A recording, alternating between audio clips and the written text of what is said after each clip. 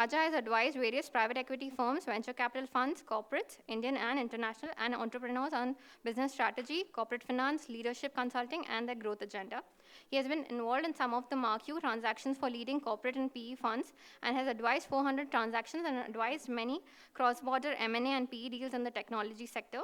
Raja has also been a part of the core team in the financial investigation of one of India's biggest corporate frauds in the technology sector. Raja has spent close to 14 years in one of the largest accounting and advisory firms in India, where he was part of the founding team of transaction advisory practice. Some of key technology sectors client includes Wipro, Infosys, Tech Mahindra, WNS, Microsoft, Hitachi, etc., and PE funds like Blackstone, Warburg, KKR, TPG, etc.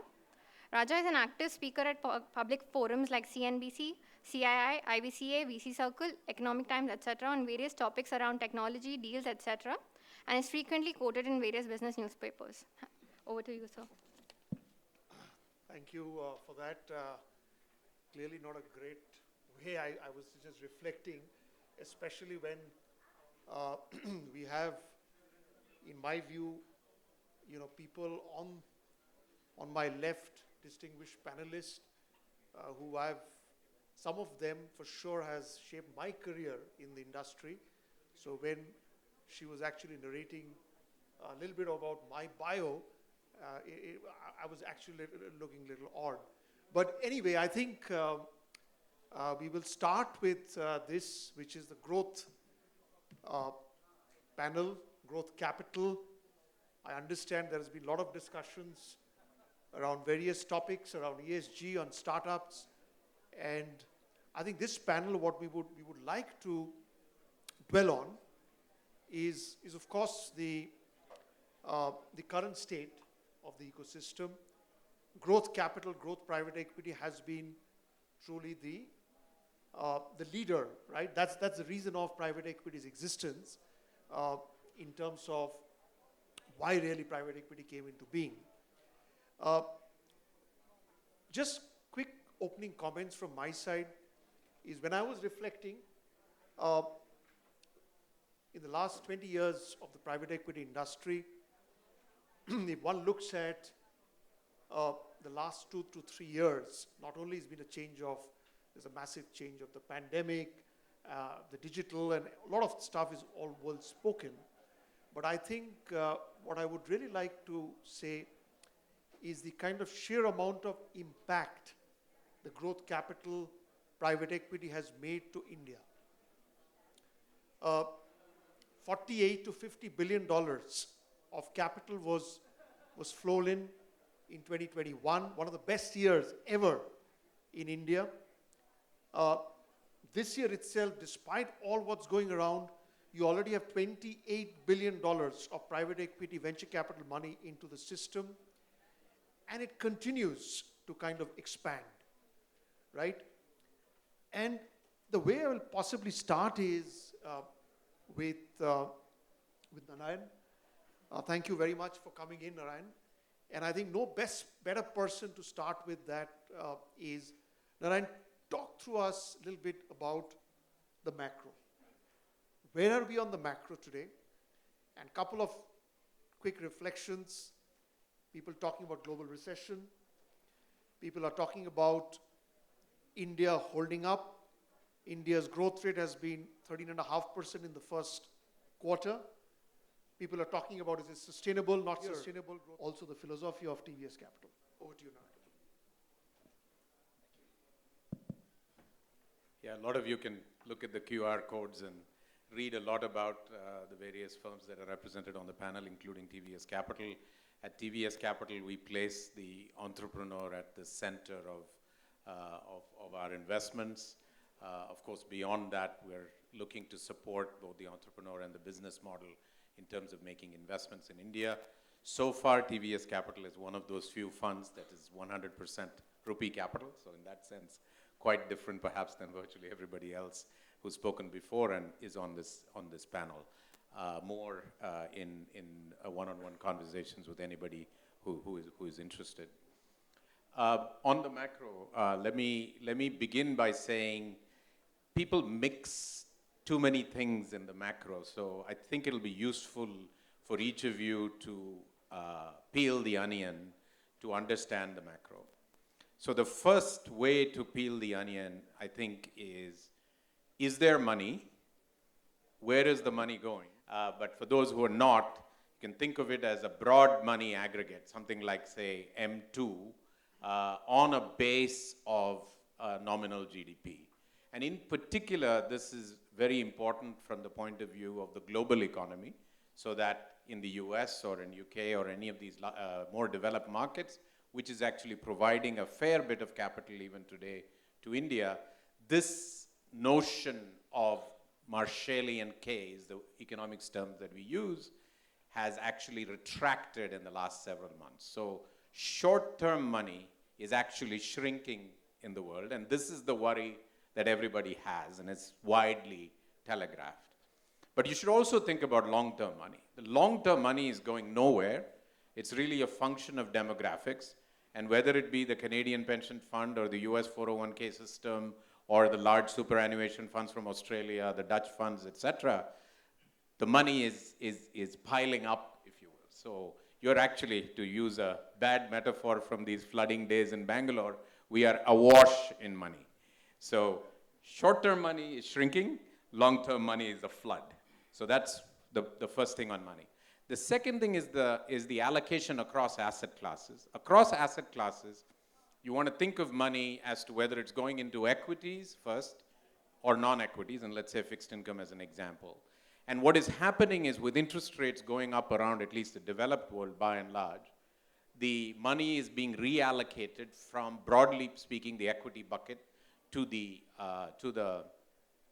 fixed income bucket. So there again, there is a relative shrinkage for equities. This is the so-called risk aversion trade that is taking place around the world as we speak. The third one is the relative allocation, and so the relative allocation is twofold, which is relative allocation within equities. Are they going to public equities or private equities? And then within private equity, where in the world are they going to? So are they going to China or are they going to India? So when you think about, is there money in a macro sense for an Indian growth equity player, you have to actually sort through all of this. And my simple data source for this industry. And so thank you, Raja. So Narayan is the most sought after speaker for our investors meet, and at least 4 times, 5 times, I think. And so I never found a better speaker on geopolitics, and he comes from the asset classes that all of you are familiar with, and it's great that Narayan, you could join today. So briefly to share thoughts about 2 things. One is, rather both are combined, how private equity shaped up in the last few years, and where it was, where it is, and whether the regulatory framework caught up with that or not, right? And to be precise, I think no other asset class has grown the way VCP has grown in India. We used to, early 2004 or 2005, when 600 million is invested by all the funds, that is a big news per year. 600 million per year, right? And now we are talking about 60 billion per year. So that tells everything, right? We have grown leaps and bounds. There is an opportunity.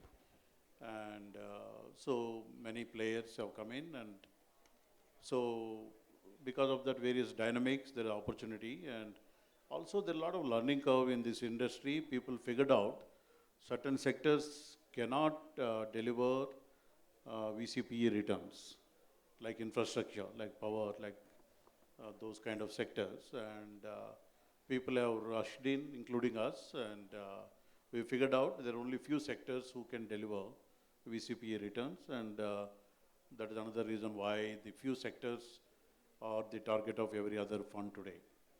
But that has happened. And again, 10 to 15 years back, we as an industry used to claim 3-4 things to the policymakers. Okay, one is public market players have a better regulatory framework and clarity on taxation, whereas we are managing risk capital and value creating capital, job creating capital, and so we should be having even better framework and clarity on taxation. Second thing we used to crib about is you pull the capital outside the country, you get the clarity. And you pull the capital inside the country, you lose all your clarity and you live in an uncertain zone. So third one is that our business works on exits and returns ultimately, right? So we had a lot of exit related challenges in terms of taxation again, which is fundamentally important. And so these were the three issues. Now, after 15 years, industry has grown leaps and bounds. I don't know for what reason, I think these issues remain. And these advantages of pooling capital outside continues. You pool capital in this country and you live in an uncertain zone. These are not small amounts, right? You're managing a fund of $400 million or $500 million. Imagine there is a tax notice 10 years after you close your books. And I don't know, there is no mechanism to really deal with that. And so how long you can give tax indemnities? And so for some reason, industry is busy. I think rather I blame ourselves that we are not really familiarized to the policymakers about the importance of our asset class, the phenomenal good that it does to this country. And so that advocacy part, I don't see any articles coming in about the kind of value add that we do for the underlying economy. I just give one data point. Last year, pandemic time, all businesses, everything closed down. Bangalore is the only city, my batchmate used to be the chief commissioner for the tax department. Karnataka, mostly because of Bangalore, is the only jurisdiction which met the targets of revenue collections. No other city in this country. And why is that? Because Bangalore attracts most of this FDI, most of the PE capital. The 60 billion, when you talk about it, much of it might have come into Bangalore. Bangalore was running, e-commerce was running, and jobs and economy, whatever it is. So there was activity, economic activity continuing here. And 60 billion is not a small money. It must be 2 to 3% of the GDP or something. I think an industry which contributes so much should be able to address the basic issues. Now I'll talk about very simple things. In fact, how core, they're not peripheral issues, they're very core issues. That we have three kind of exits. IPO exit, a lot of clarity and certainty, thankfully, but very difficult to make an IPO exit. The critical scale required has gone up, and unless you have $500 million or 3,000 crores or even more, you can't list the company. Even you list, you will not be able to exit completely. Anyway, but tax clarity has come if you exit through IPO. But the common exit route that we all take is, I think Skanda is aware of, is strategic exit. So any buyer is going to ask a lot of indemnities, including tax indemnity. Now, as per Indian tax laws, they can reopen your assessment 10 years later also. So typically our fund life is about 14 years, 12 years. That means 22 to 24 years to keep your books open. For some reason, on 23rd year, your books are open, and there's no mechanism to really address those taxes. Then LPs may not be there, or GP also, whether you're alive or not, we don't know, right? So, and why is that only this kind of 10-year tax indemnity is required? Whereas I pull the money in outside, Mauritius, Singapore, elsewhere, this problem is not there for me. And second, the third route is, it is a hugely illiquid asset class, and VCP is, illiquidity is the hallmark of this asset class. So unfortunately, many retail fellows are allowed to come into this asset class, which according to me is a wrong thing as a policy. We should not have done it, and that is going to cost us a lot going forward. So no retail investor can live with illiquidity for 14 years, as I understand, number one. Number two, retail investor starts with a disadvantage, because this is an asset class where the best LPs are choosing the best GPs, right? If I can raise all my money from the best DFIs, best sovereign fund, I will not take retail money at all. So retail investors are going to put money with a GP, maybe first time GP, unproven GP, and that is another disadvantage they have. So now, recent amendment, Narayan, it is surprising that they made AIF units as securities.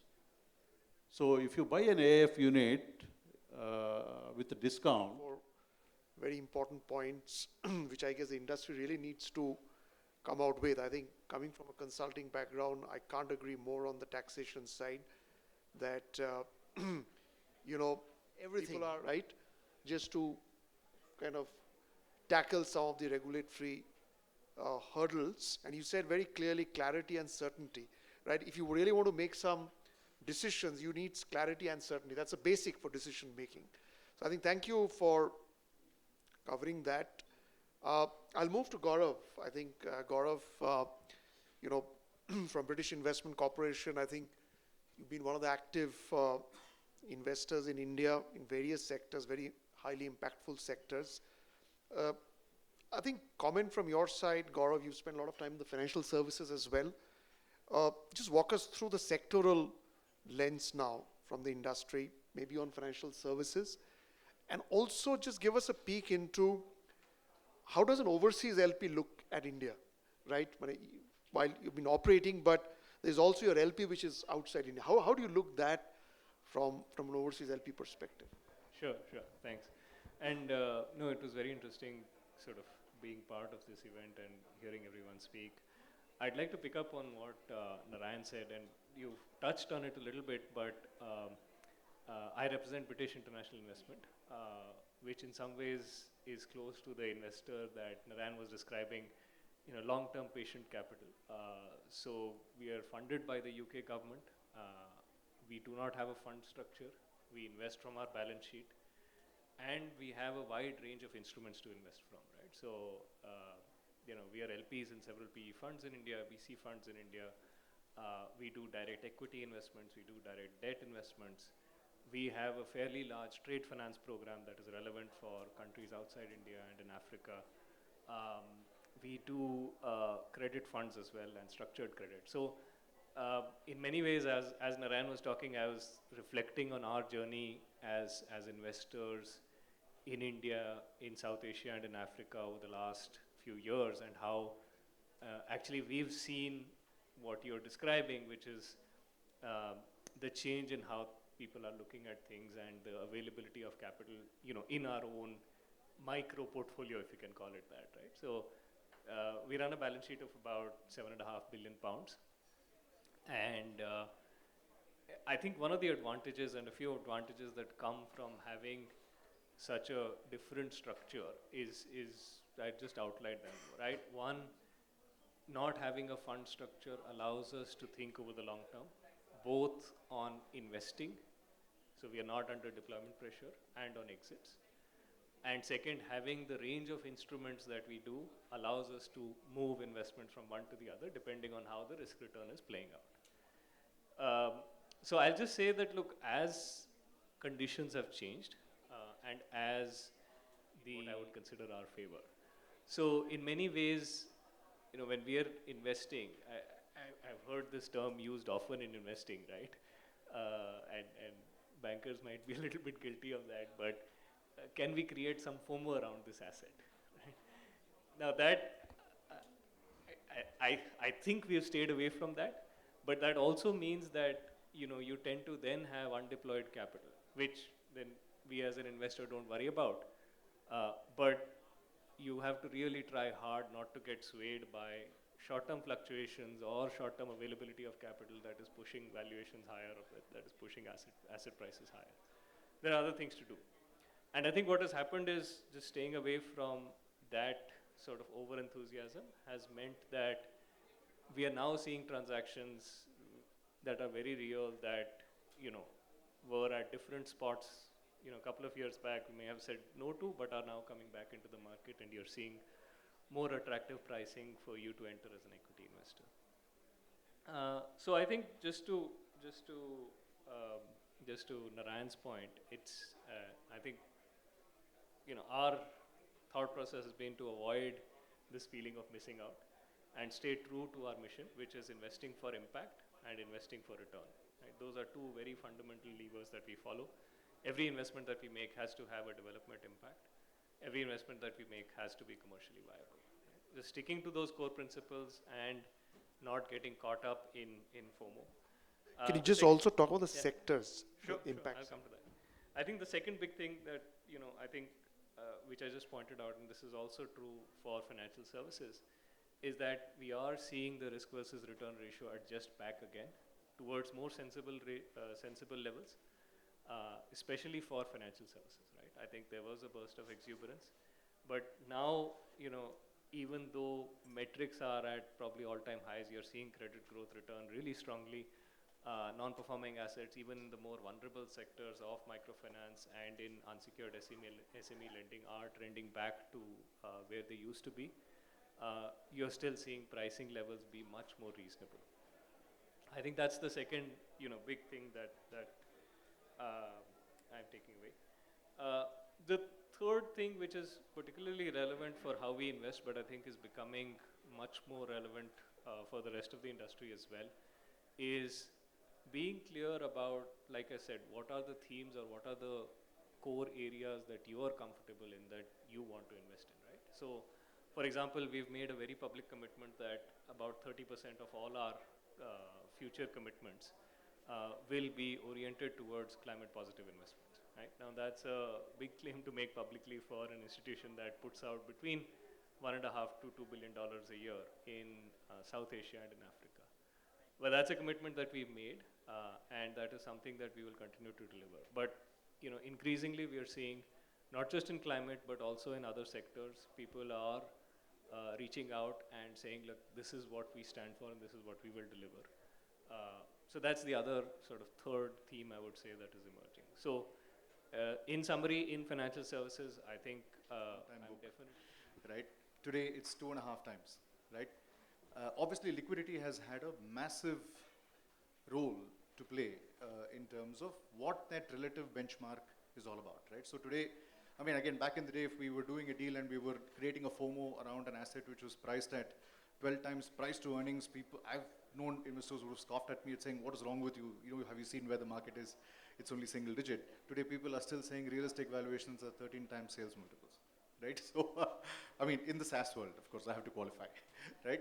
But yeah, but that's the way the world has changed. And why has that happened? Now, because obviously, and still largely undeployed, right? So even in India, forget even if you don't take the sovereigns and the pensions so much to speak, you can easily count about $20 billion, right? Just from top of mind recall.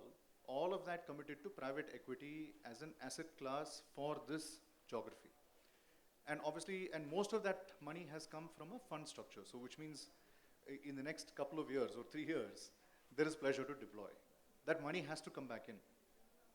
So what is likely to happen, in my humble opinion, is that, and it's a healthy thing, is for businesses, again, I think we should not look at 2021 as our yardstick for comparison on any valuation. That was genuinely an outlier year, right? So, but let's assume 2021 didn't exist. 2019, 2020 becomes the benchmark. Then what we have is a situation where initially, I think by turn of this calendar or maybe early next, a lot of this committed capital is likely to go back into the best assets, right? And honestly, I feel that there is a demand-supply mismatch because 20 billion is not a small amount of money to be absorbed that easily in a short period of time. So the best assets will continue to command good valuations. The ones that are struggling in terms of cash burn, etc., are perhaps going to get completely marginalized. So I think the variance would be pretty high to begin with before the bid-ask spread starts to reduce and where companies have to compromise valuation for cash. So I think, so therefore my view on this is I think valuations will definitely correct if you compare it to 2021 levels, but if you compare it to 2019 and 2020 levels, I think we'll pretty much be there by next year. Right? That's my view on this. And as far as what we're trying to do at Capita, just to put it very simply, you think of us as a financial infrastructure firm. So if, let us say, anybody here wants to buy 10 shares of Infosys, you can go to your app and just place an order. By evening, you will get your shares in your demat account. Whereas if you had to do the same thing in a private company, a buyer is identified, a seller is identified, price has been agreed, it takes 4 weeks to put the trade through, right? And there's just a bunch of secretarial work that needs to happen. And we've created a digital workflow for that.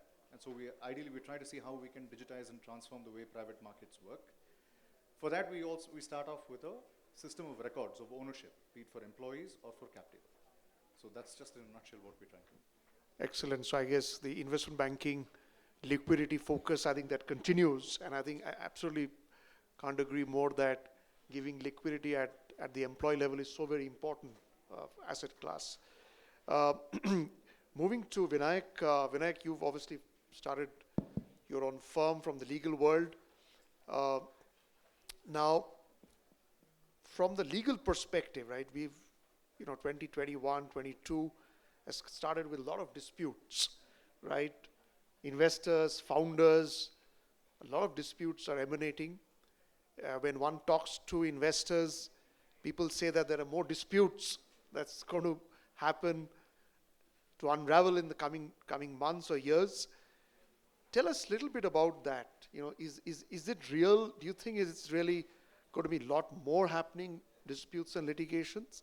One. And secondly, if from an investor and an entrepreneur perspective, right, legally, are there some tips that you may want to give, which is important? Thanks, Raja. So I think 2000 onwards till now, the nature, the nuance, and the ability of say of a founder has evolved, as has private equity in this country. So private equity, while it's still a very nice terminology, but we have such great stalwarts to tell you, in India it's still very nascent. We've not yet seen the kind of complex deals that the West has. Now, what happens there, right? There are three tenets which I believe firmly, be it a founder who's looking at VC or has scaled up to growth. Because the lenses are very different, the lenses are completely different with what a VC is looking at, the kind of pressure.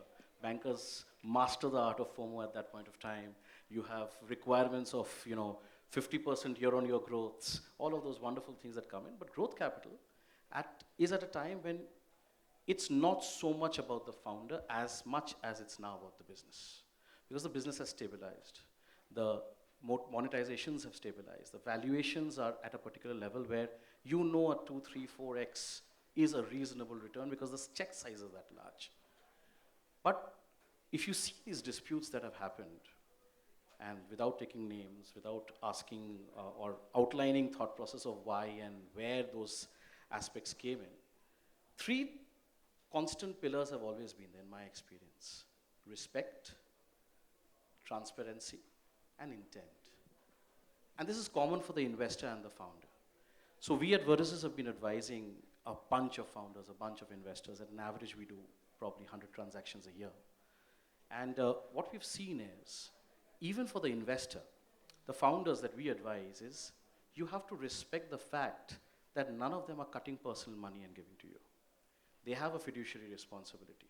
They are drawing down from their limited partners. There is a code of conduct. There is a process. And most importantly, they're investing for the purpose of making returns. Likewise for the founders, because founders, and personally I can tell you as an entrepreneur, founders are extremely emotional about equity, operation, control, company, because that's what they breathe.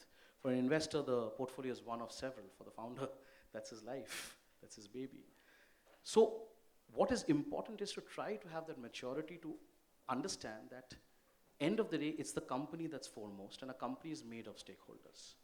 So likewise, when you allow the founder to have the ability to operate at a particular level, as investors, when you're not breathing down the neck, when you're not creating operational mismanagement at a particular level to say that there's claustrophobia that comes in, there is ability for the investors also to give that respect to say it's a mutually aligned relationship. As long as there's respect, that particular aspect is very important. And then comes transparency. What does respect get you? Respect at a broader level gets you transparency in terms of everything, right? From corporate governance, the way you operate the company, arm's length transactions, related party transactions. There is no need to hide.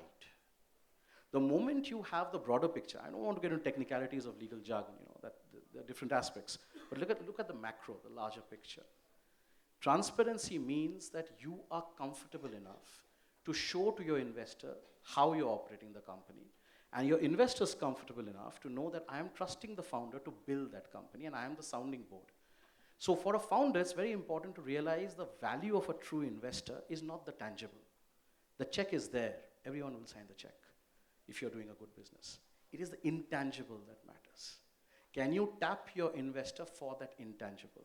Can you make your investor the sounding board? Can you get that person on the board to be able to give value beyond just checking, crossing the T's and dotting the I's, or representing an investor view? And the third, which I outline mostly as a lawyer to tell, is intent. The one thing that you can't contractualize ever, no matter how good a lawyer you are, is intent.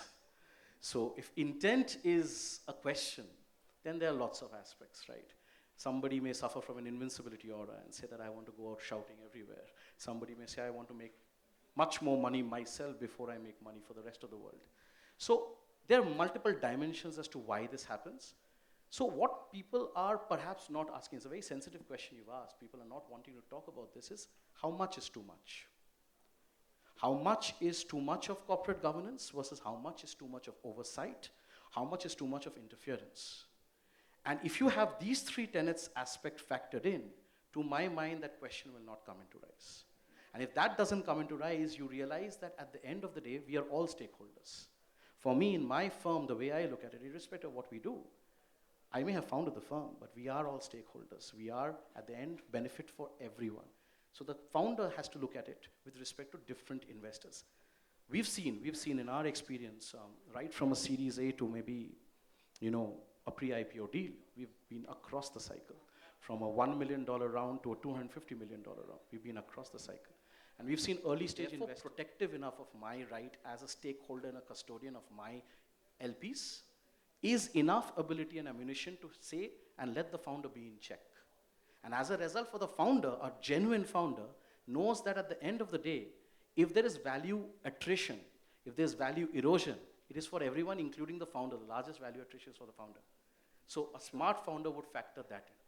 So for me, I go with this philosophy. Like, I like talking in terms of a little bit of poetry here and there. So I say, I take inspiration from cardamom, elaichi. So I say, why? Because मुकद्दर हो तो इलायची के दाने के जैसा, मुकद्दर हो तो इलायची के दाने के जैसा, कि महक उतनी ही बिखरे पीसे गए जितना. So to that extent. No, fantastic. I think definitely wish I shouldn't say that, but more lawyers think like that in terms of. But I guess a quick, view from Narayan disputes. Do you see this getting more? And is there some learning? One learning. मैं शायर तो नहीं. Could I go forward from dispute? I'd like to look at the future. I mean, I think some of these disputes are coming, and that's a function of the fact that valuations were so out of whack that it creates a toxic cocktail that's going to poison somebody in the room. So I think, but it will wash through the system. These are inevitable signs of an industry growing up through these waves. So it has to be dealt with. I don't think it's a systemic problem. It's a problem for several companies, but it's not necessarily a systemic problem. And I think vendors and audit firms and others are now standing up to this, as we are seeing in some cases. So I think these are all very good. I'd like to shift gears, if I may, to the forward and just mention two things, and I'd maybe invite everybody else to speak as well. One is that the latest budget announced an expert committee. And a lot of the issues that Raja brought up and several of the others on the panel have brought up, I think it's important that collectively as an industry, we address the holistic picture. The problem with addressing, one tax issue, one permanent establishment issue is we sort of, knocking the table off each leg and it goes, unstable each time. We're setting one thing right and one thing wrong. So I think it's important, like, for instance, we did with the bankruptcy law, that we take care of everything, including if we need to restate basic legislation. I think this is the need of the hour. I would encourage everybody in this room to do whatever in your power to influence that becoming a reality. It's now 4 or 5 months after the budget, and nothing much has happened. So I think it's important that we create that, actually put it in place and feed it back to the government to make it happen, a holistic thing. The second thing is that, I mean, we're talking so much about foreign money. Ultimately, for a self-respecting country like India, the money has to be local primarily. And for that, we need a pension revolution, and long-term money revolution, of which pension, insurance, corporate, etc. are parts of it. We are at least 20 years, it's not T20, it's T minus 20 for us now.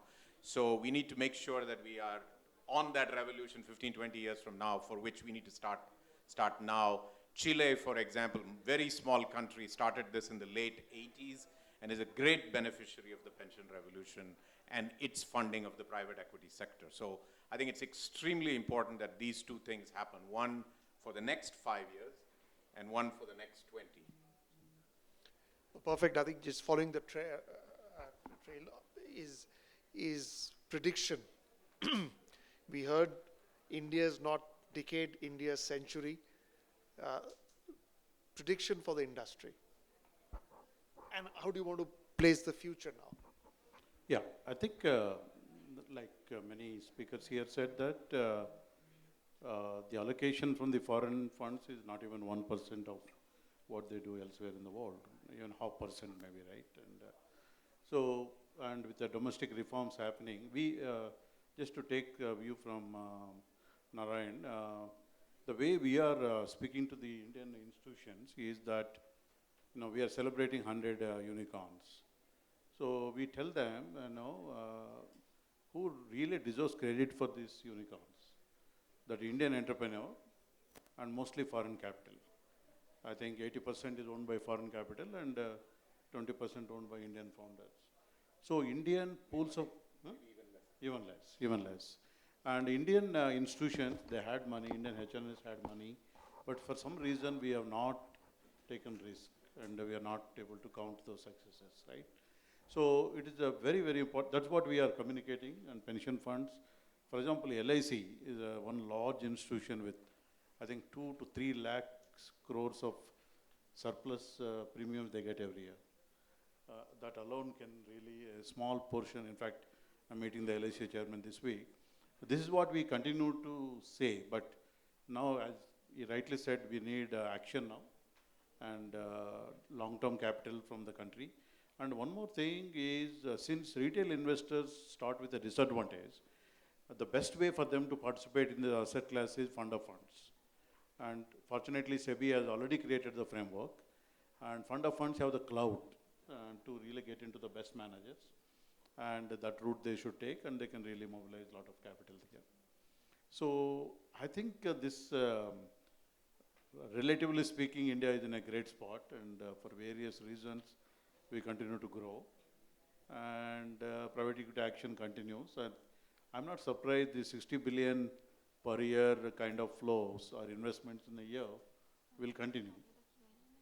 That will continue, and so we have come to the mainstream. It is not IPOs who provide capital to the Indian entrepreneurs. It is VCPE capital which provides on a consistent basis, on a low-cost basis, because IPOs are still costly. IPOs are very undependable and very cyclical. And SEBI, I was in SEBI long back. We used to say, bring down the cost of raising capital in public issues to 4% or 3%. Even today, it is 6-7%. So that's what it is. So I think there is a long, this is one asset class and hugely beneficial to the underlying economy. I think that some policymaker need to recognize. And I don't see any downside to this asset class. Fantastic. No, I just will add one thing, because we also run a large LP position. I think one of the big things that India has now going in its favor is the really large number of fund managers and credible fund managers. And this is, of course, a function of time and experience, but all credit to people who are taking the risk and setting up funds and attracting capital, because that will be how the unlocking of domestic capital happens, right? So I think that is a big encouraging factor. We do also try to encourage that, helping first-time fund managers set up. And hopefully that's something that will continue, and I agree completely. I mean, unlocking domestic capital is going to be key. Perfect. Scott. Yeah, maybe just a couple of more points, largely. Outline one perspective from the founder's side. One of the things which is very important is, and especially because growth capital can actually manage to make that happen, and growth capital participants can manage to make that happen, is the essence of thank you but no thank you money. What thank you but no thank you money is that when you can tell the world thank you but no thank you, which means that you've created that basic requirement and that kitty to take care of yourself in terms to say that now my mind is only in building the company, which in fancy legal jargons and terms is called founder liquidity. Why does this become important? See, and I said this, right? VC lens is very different. The dependency on the founder, the constant requirement of the skin in the game, the constant requirement of the founder hustling. Hustle is overrated nowadays, but all the time fighting, 100% improve, being there in the company, all of that is great. But when you evolve to the growth capital stage. I was just going to say, enough talked about hassle, so yeah, we're not talking exactly. about So it's like overrated to a different level, right? So what growth capital can do is start focusing on actually creating that founder liquidity, coming in combination structures, becoming more secondary pro-focused, allowing that secondary. That's where I think Capita comes in with a very, very good opportunity, not just vis-a-vis the stakeholders in terms of employees and others, but also founders. Because when a founder's basic requirements are taken care of in terms of their requirement, livelihood, everyone is individualistic, right? But everyone has a number. You're scared when you don't have a number. then there's a larger concern, right? But when that number is taken care of, you can 100% be vested to build the company. So the ecosystem grows. Everyone grows. So if growth capital can start participating with the mindset saying it's about combination, it's about creating that breathing space for the founder, it's about allowing the founder now to only build the company and not worry about kids' education, not worry about wives' demands, not worry about XYZ, not worry about maybe parents' demands, in-laws' demands. No one knows, right? Everyone's responsibility. Once that is there, the essence of disputes, the essence of greed, the essence of want, the requirements, all will go away. The system will get cleaner. It's about the system. The cleaner we get into the system, with more participation, the better it is for everyone. That's my thought process on this. Well, perfect. I think I think we've just got just 5 minutes for some Q&A. So any comments or any questions to the panelist?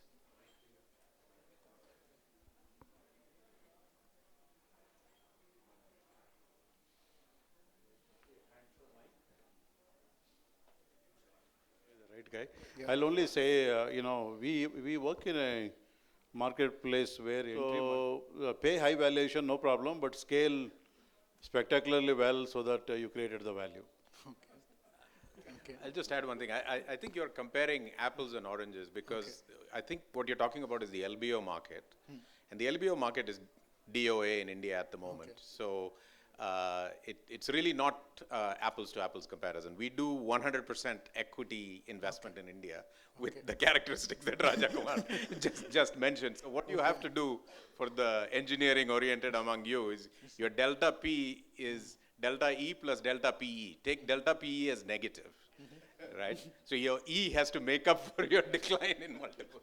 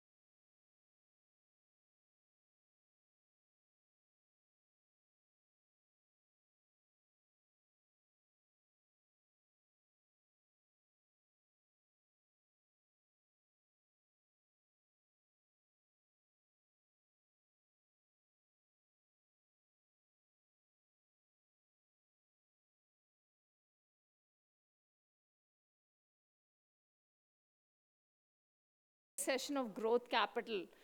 And when we talk about entrepreneur and investor interface conclave, I think this topic is very relevant, which talks about what are the various avenues of fundraising or exit opportunities in the capital markets of India. So to begin with, when I say about prelude to listing in India, I'll be just giving a synopsis of various alternate fundraising platforms that are available with National Stock Exchange of India to facilitate the companies to either raise funds or to provide an exit opportunity to the existing investors. We have multiple platforms that are available, and I'll be talking to you one by one on each of them. The main platforms that are available today on the exchange platform are the main board of the stock exchange, which has more than around 1,800 companies listed on the platform. We have NSE Emerge, which is primarily the platform for small and medium enterprises to raise their funds. So like somebody asked me in the audience, does India have an alternate platform for like aims to raise funds for small and medium enterprises? Yes, NSE Emerge is similar to that.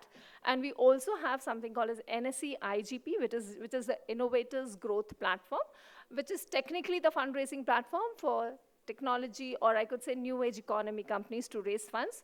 They are smaller new age economy companies which can use funds using the IGP mechanism, and this is the latest platform which SEBI has provided. It was launched in 2021 through the new regulations. We need to be a profitable enterprise if we have to list in India.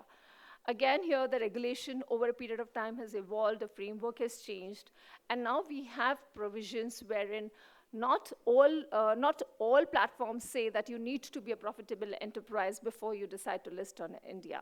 So we have various provisions which allows not-for-profit companies also to raise funds into the capital markets or tapping the public markets. We have, this last year, 21, has actually been a boon with the new regulatory framework that was introduced to allow the not-for-profit companies to raise funds. So we saw Zomato or the Paytm raising funds using this provision that was introduced. The other, I think the myth that surrounds public listing or using public markets is that listing is a very cumbersome process.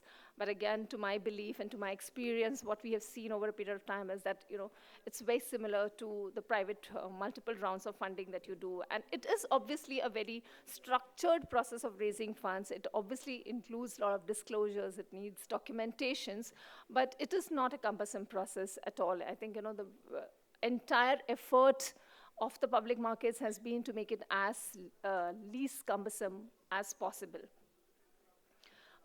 Onerous disclosures, again, completely a myth, because what we see is that all the private equity-backed companies which were listed with NSE in the last 1 or 2 years prior, we've seen they were following as good as an LODR disclosures already.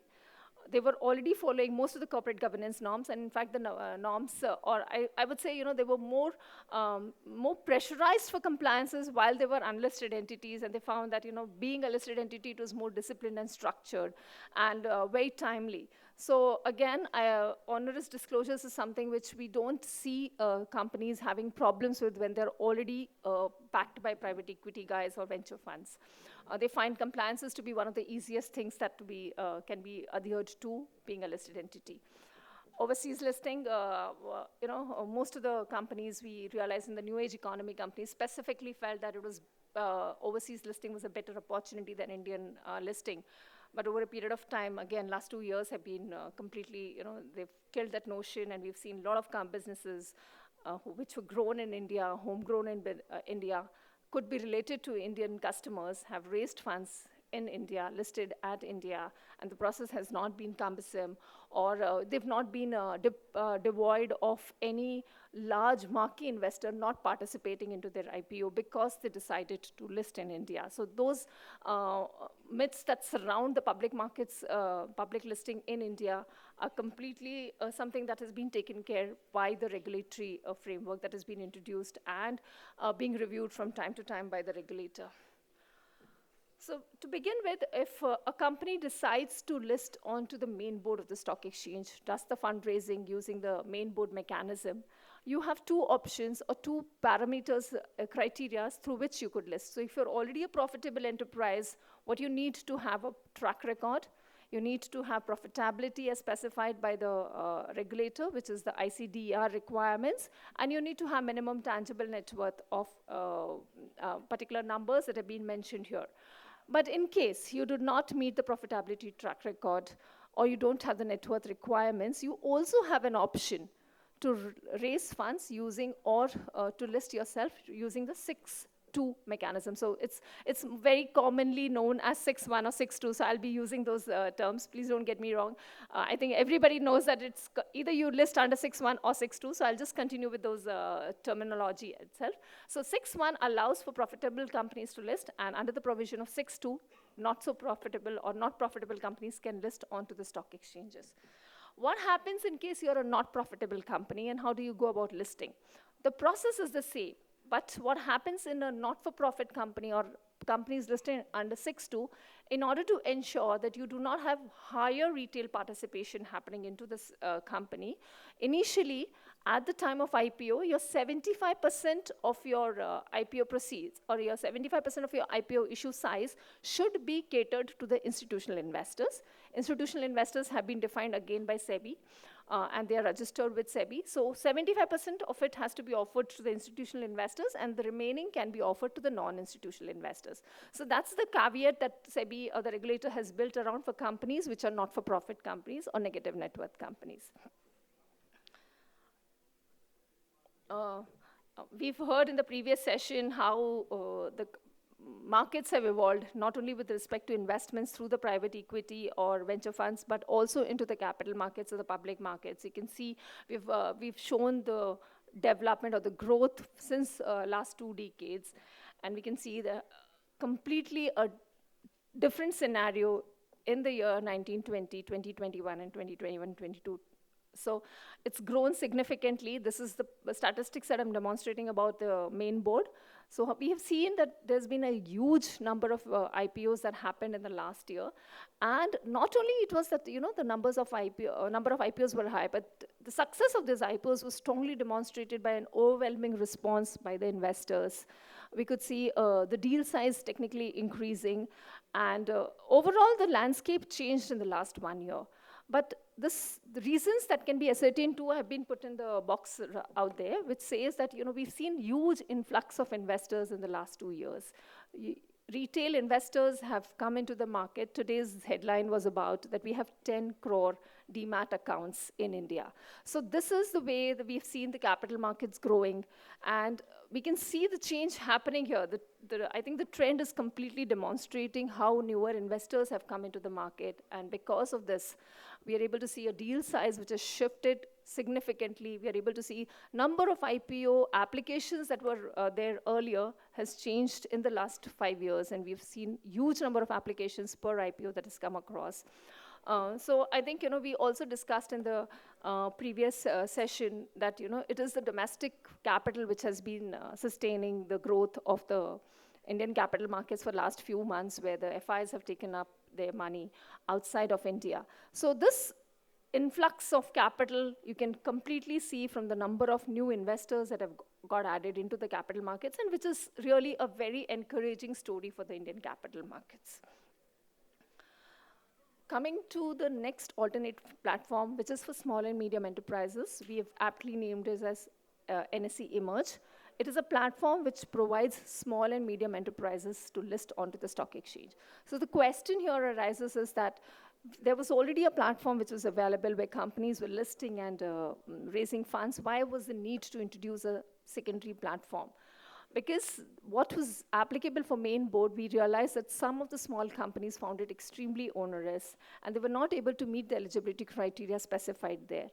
So in 2012, this platform was launched, and to ensure the credibility of the platform, it is under SEBI, it's regulated by SEBI, and to tap the ecosystem that was already available, the same merchant bankers, investors, and the brokers were allowed to participate in this market as well.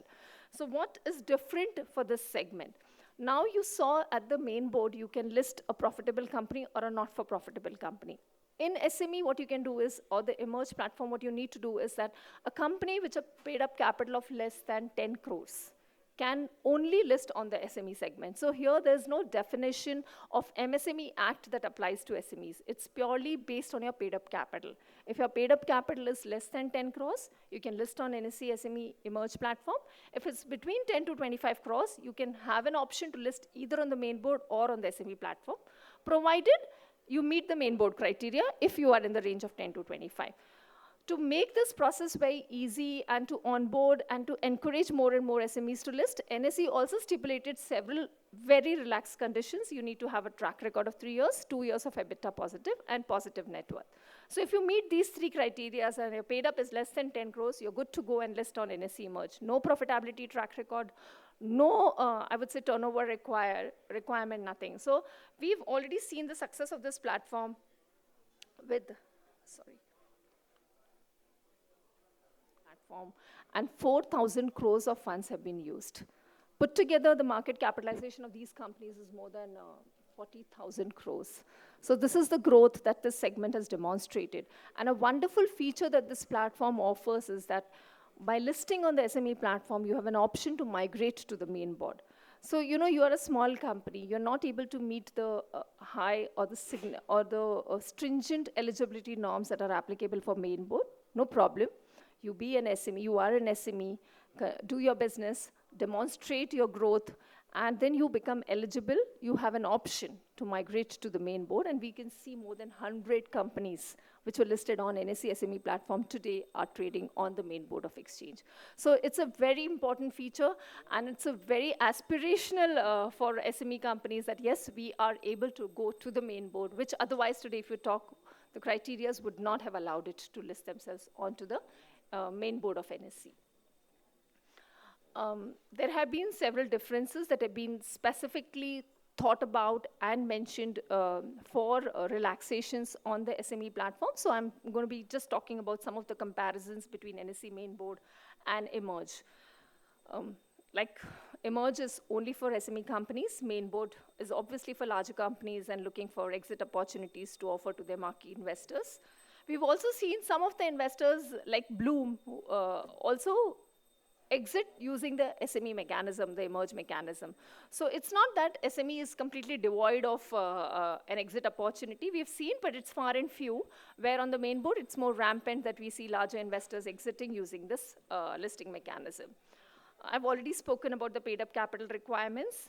Allocation is similar to that of a main board.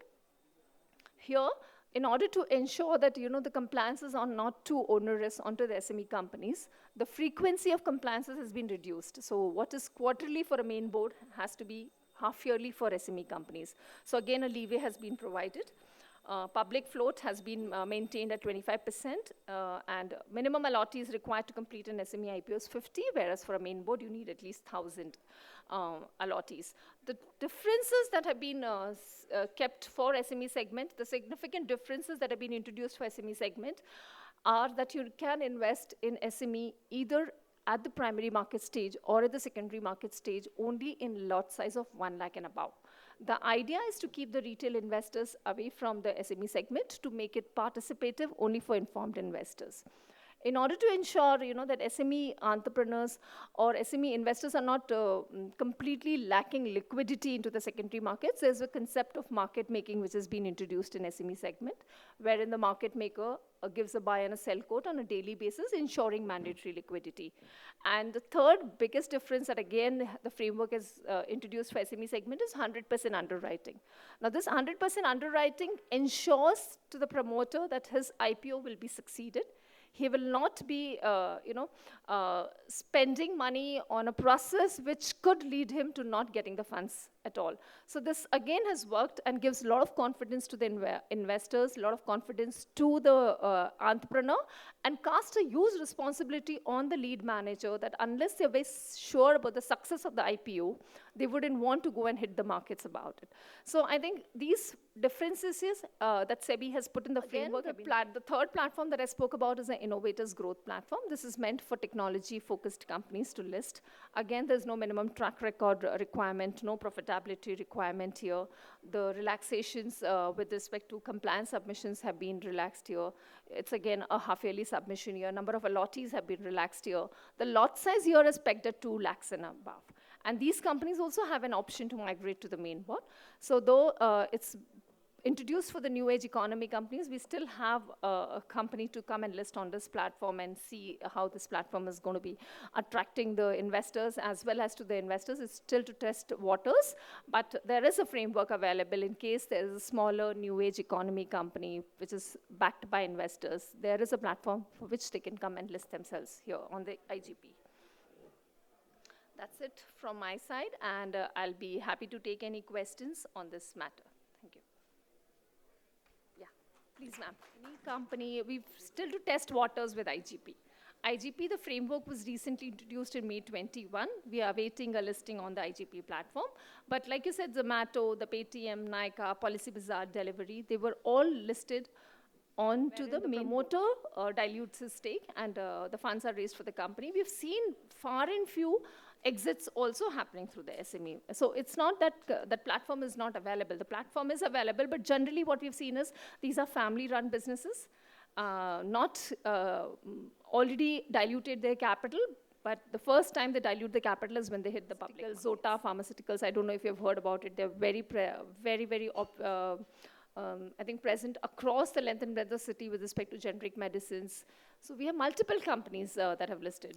Very interesting. The maximum is 85 crores, and the minimum is 4 crores. Okay, and how do you transition from emerge to main board? 10 crores if you need to migrate to the main board. And your market capitalization has to be 25 crores. Simple. That's it. So it's a choice. It's a choice, yeah. Thank you. Under the Companies Act. Yeah, incorporated, that's Yes, enough. that's Like it doesn't need to be. No. Okay, great. Thank you. What steps is NSE taking so that we can increase the number of demat accounts in a population of 90 crores adults? Whereas in US, there is 30% of them invest in equities, whereas in India, it's minuscule amount. In the 10 crores, there'll be repetitive demat accounts. To create more and more awareness about the financial markets that exist in India. I think financial inclusion is one of our primary vision that we work towards, that we have more and more people working, looking at capital markets or, investing in one of the asset classes that's offered by the public markets. And we propagate a lot on across the length and the breadth of the country about how safe investing should be and what is that people should or investors should take care while they're investing. So that's a complete portfolio of NSE that we do about investor awareness session. The other important aspect that any exchange takes care is, markets, you can attract more and more investors and more liquidity into the markets by keeping the markets place a very safe investing haven. So I think with NSE, one of the strengths that we have demonstrated over a period of time is that we have strong, robust risk framework. We have a strong surveillance mechanism so that we are able to keep this marketplace a very safe marketplace. And I think send out a message loud and clear that it's safe to invest in India, and we have all measures that is required to have a safe investing. What I can tell you is that an FPI can invest into the Indian equity markets, whether it is SME or whether it is main board, because they are all SEBI-registered entities, FPIs. Correct. So, yeah. But if they have already invested when it was an unlisted entity, yes, and now that it has got listed on so the exchange. that's what, see, if they're registered, there is no bar on them to access the Indian capital markets in the secondary market.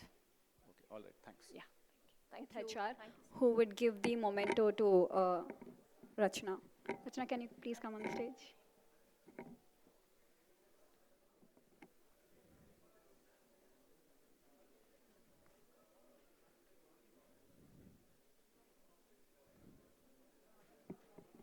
I would like to invite Meghna Joglekar, General Manager of India Exim Bank, to come on stage and share with us more details on the Ubharte Sitare program. Manager with the Export-Import Bank of India, and it's a real pleasure and honor to be here on behalf of India Exim Bank, and a big thank you to the audience. I think it's been a very long day and I see a lot of action actually happening in the hall outside. So, at least thank you for everybody who is sitting. Of course, I was not sure. Okay, let me just quickly, I'm accompanied with my colleagues Yogita, who is our DGM and Regional Head at Bangalore, and my colleague Harshal, who is with me in Mumbai. I'm myself based in Mumbai. It's been a 21 long year journey with Exim Bank, and never been a dull moment, let's put it this way. So I don't know really how many of you all know Export-Import Bank of India. Now, of course, it is not really an advertised sort of like, public sector entity. So we are a financial institution. I thought I must make a mention of that. And this year we are completing proud 40 years of operation. So, financial institutions in India each have their specific role to play. So similarly for Exim Bank, which was set up by an act of parliament in 1982, in 1981, started operations in 1982, we have, our role is primarily we were set up for export credit. And just like the other Exim banks around the world, our role remains to promote international trade from India. Now today, but of course, I'm here to talk, given the community here, and the space here, I wanted to specifically talk about one of our recent initiatives, what we call as the Ubharte Sitare program, or what we call as the Rising Stars program. And I thought it will be very, important here for all the audience which is sitting, including the PEBC community, which is here in large numbers today. But before a very quick background, so a lot of people may be knowing Exim Bank because one of our flagship programs, what we call as lines of credit. So we are wholly owned by Government of India under Ministry of Finance. So when India extends bilateral assistance to other countries, whether it is Nepal, whether it is Bangladesh, whether it is Sri Lanka, or to 40 plus countries in Africa, everything is implemented by the Exim Bank. So the bank is basically supporting large project exports happening out of the country. But which is why I said, so one is we act as a policy institution for Government of India. So majority, 60% of our portfolio, our borrowers are actually sovereign nations or parastatal entities. But about 40% of our portfolio is what we call as export capability creation. So if we were to bank with anybody of you all, I think it is very important that we understand today, either you are an exporter. I'm sure the Indian banking system is well, sufficient enough to meet everybody's requirements. So the export is a requirement. Now, so one is, of course, I just thought flagship. Again, let us not go by the nomenclature of programs, but let us understand the basics. So anything which has a cross-border aspiration. So we also give loans, what we call as buyer's credit. Okay.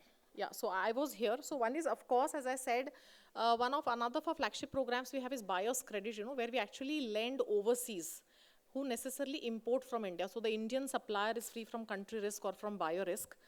Non-funded facilities, of course, we give. Now, when I mentioned about export capability creation, whether today an Indian company wants term debt or working capital, very interesting things we do even in terms of funding revenue expenditures, whether it is R&D or whether it is product development. And another of our program, what we call as overseas investment, that is to help an Indian company grow global, in terms of setting up a wholly owned subsidiary or setting up a joint venture overseas. So, but anyway, today we are here to talk about the Ubharte Sitare program. Now this, as I mentioned, 40 years of operation for Exim Bank, and this sort of draws its inspiration from the Hidden Champions initiative from Germany and the Exim Bank of Korea. But here actually our main inspiration sort of were our own in the 80s and 90s, the World Bank had given a loan to Government of India, which was administered by the Exim Bank. And that was to help Indian companies to set up an export, footprint. I'm not going to say anything, but just see the names listed on the board there who were assisted under that program in the 80s and 90s. They are global champions today. They don't need us anymore. And it is exactly with that spirit, we thought we will once again come back with this Ubharte Sitare, where we catch them young and early and sort of raise them to a particular scalable level. It was with that spirit that we submitted a concept paper to the Ministry of Finance. And the Honorable Finance Minister in the budget speech of 2020 announced this program, and SIDBI was announced as our partner institution in implementing. I thought just as this bit of a background will help. So, even if we find one Ubharta Sitara here, or we are able to sort of partner with any one of you all to sort of help, then I think it will be wonderful to the system. Exim has a big developmental role in this that we sort of play.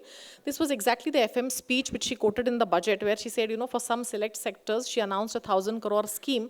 She said some are doing well domestically, but not so much in the export markets, but I really don't want you all to get. So what is actually the Ubharte Sitare program? Now here we are trying to identify those Indian companies that are future champions with good export potential. Right? Now, when I say, a global champion, so are you an entity today who has the potential to scale up?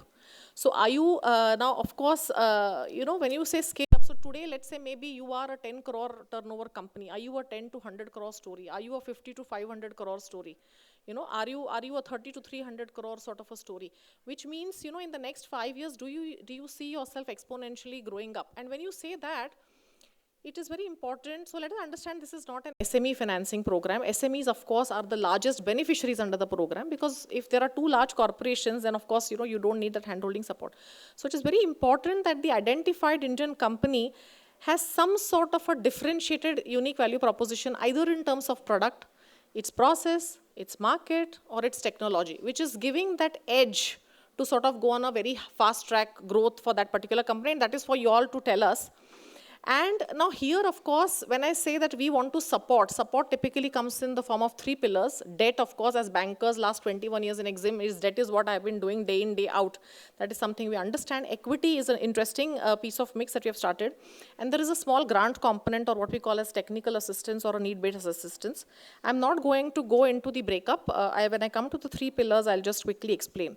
So when I mentioned what was this program, it was, of course, to identify such companies with a differentiated product, process, technology, or any other differentiating criteria. Second is identify them, help them be a part of their growth story and hand-holding support. Idea is to create international champions from India. And as Exim, of course, being a government of India-owned entity, we have the trinity in terms of supporting the country's exports, economic growth, and employment. Those are, of course, very large. Now, how do we go about doing it? For example, today I'm speaking here and trying to reach to a wider audience. We have, of course, been talking about this program with various industry associations. But I see so much potential also, academic institutions like, the IIT incubation centers, the IIMs, and I see so a lot of product innovation happening there, and we see a lot of traction coming from that space. And here the value proposition, again today, why are we present in this particular forum? See, if you are a growing entity or a growing company or aspire to become big, no one Exim bank or one domestic bank or a PEVC fund sort of meet all your requirements. Today, we need to partner with each other sort of, and then help you achieve that level of growth phase, So I thought I'll just make that particular thing very clear. So which are the kind of companies we are looking under the Ubharte Sitare program? Of course, as I mentioned, we have, of course, kept an outer criteria of 500 crores, but today so of course, this program was announced in the budget of 2020, COVID happened. And, the last year, the program sort of took traction when we were able to travel and disseminate information. And let me tell you, I travel across the country so much, and I see all this energy coming from entrepreneurs. And, it really, you can sort of sense that thing. So today the companies we are dealing, some are having as small turnovers as 6-7 crores to up to, let's say, 400, but majority fall under the SME definition, which is up to 250 crore in terms of turnover. And we are sector agnostics. I'll just give a few examples of what we have done. Now, one is, of course, you need to have a differential product process technology. Fundamentally strong companies with acceptable financials. When I say acceptable financials, let me tell you, as a banker, when I started learning credit, the first thing I learned is please do last 3 years annual reports, let us do the balance sheet analysis. And here I have to fight with my risk. Let's look at the future also, Probably some have just started, some are still burning cash. But, let us look at the future also and sort of, help that growth story. So, all sitting here from Exim Bank are a bunch of optimistic people, just so that you all know. I mentioned of the 3 broad criteria. Now, as I said, so how do we help the company? So, one is, of course, debt. Debt is something that I think everybody understands. But if there is a lot of startup community which is sitting here, now, of course, a startup community, the funding requirements are typically, seed funding, angel funding, or it is a series. And from whole day, we have been hearing various sort of requirements at various panels. So I would say debt comes at a little mature stage. I would say to some extent, 1 or 2 cases, I would say we would have probably stepped in the shoes as a venture debt. But here, we are, these are companies who are small and, now, and they are looking to sort of escalate. So any kind of term debt, whether it is term loan for import of machinery, for CapEx, for R&D, for product development, or any sort of things, that is something that we finance. Working capital we give, and I'll just give examples. Now, when I say working capital means it's not run of the mill. So it's a FI, you're not going to open current accounts and things like that with us. We rely on your existing banking structure, but one company I'll mention in terms of Bangalore itself have a regular working capital, very smallish company, but they received a large export order, from US. And when I come logistics solutions, and we sort of help them with the cash flow deficit financing. And again, these are companies, who do not have hardcore collateral assets to sort of bank a typical debt. We had to do a lot of innovative structuring to sort of fit it in terms of the banking parlance, but that was very interesting. Equity Exim has been doing on a very select basis. Now, when we say equity, we are sort of dipping our, wetting our feet here. We go on a very selective basis, more so as a support to not really to acquire a large shareholding or become a very strategic sort of investor, but more as a small support, as a name lending exercise, where that, a lot of credibility comes when Export-Import Bank of India, 100% Government of India owned entity has sort of invested in equity. But a big thing here, what has happened is the Ubharte Sitare Fund, where Exim and SIDBI have co-sponsored, other banks have also sort of put in money. The fund is doing equity or equity-like transactions into various Indian companies. And again, with the same spirit of the Ubharte Sitare program, with companies who are potential to scale up and have exports on their radar today. There is a grant assistance. Sometimes we bundle small grant assistance with our term loans, where, for example, a company is wanting to tap a new market and they want to do some certification. So along with our term loans, we will probably bundle in a technical assistance part as well in that particular thing, I just thought I'll give a quick few examples of the narrative of the kind of companies over the last 1 year we sort of looked at, and every, here of course are pictures, and every case that I'm putting out there, there is a narrative of, why we supported this company under the Ubharte Sitare program and how Exim Bank's intervention is going to help the company. These are the two clear things we always have in mind whenever we sort of, otherwise, see, funding today, I think there are a lot of avenues. If Exim sort of steps in, I think we should be very clear with the value proposition that we sort of bring in, Again, there's some issue, no? I thought you were walking towards me, sorry. Okay, now the first one, is again a very interesting Hyderabad-based company, US-based promoters left everything, started something on their own. And, their raw material is basically garbage, what we throw out, shampoo bottles, coconut oil, water bottle, plastic bottles. They took that as their raw material and they made these near virgin plastic granules. And, it has such an impact, and the kind of software they developed for garbage collection across the country, I think that got us enthused. And today MNCs are buying these from them and not using, so, they are using these recycled plastic granule bottles. I think the ecosystem impact that it has, the ESG, I think it sort of ticks off on all the boxes. And because we have stepped in, it is encouraging the company today to tap the export markets. Defense drones, again, very interesting, a company received a large contract, best of its kind of product, beated international competition, so import substitution. Defense drone, we sort of helped them with a large contract, and that one large contract, puts them in the shoes of an export capability creation. It was important to demonstrate in home market before you start exporting. So here also, I think we sort of pushed all our limits internally to sort of, get into the typical security transaction. Another very interesting Bangalore-based company.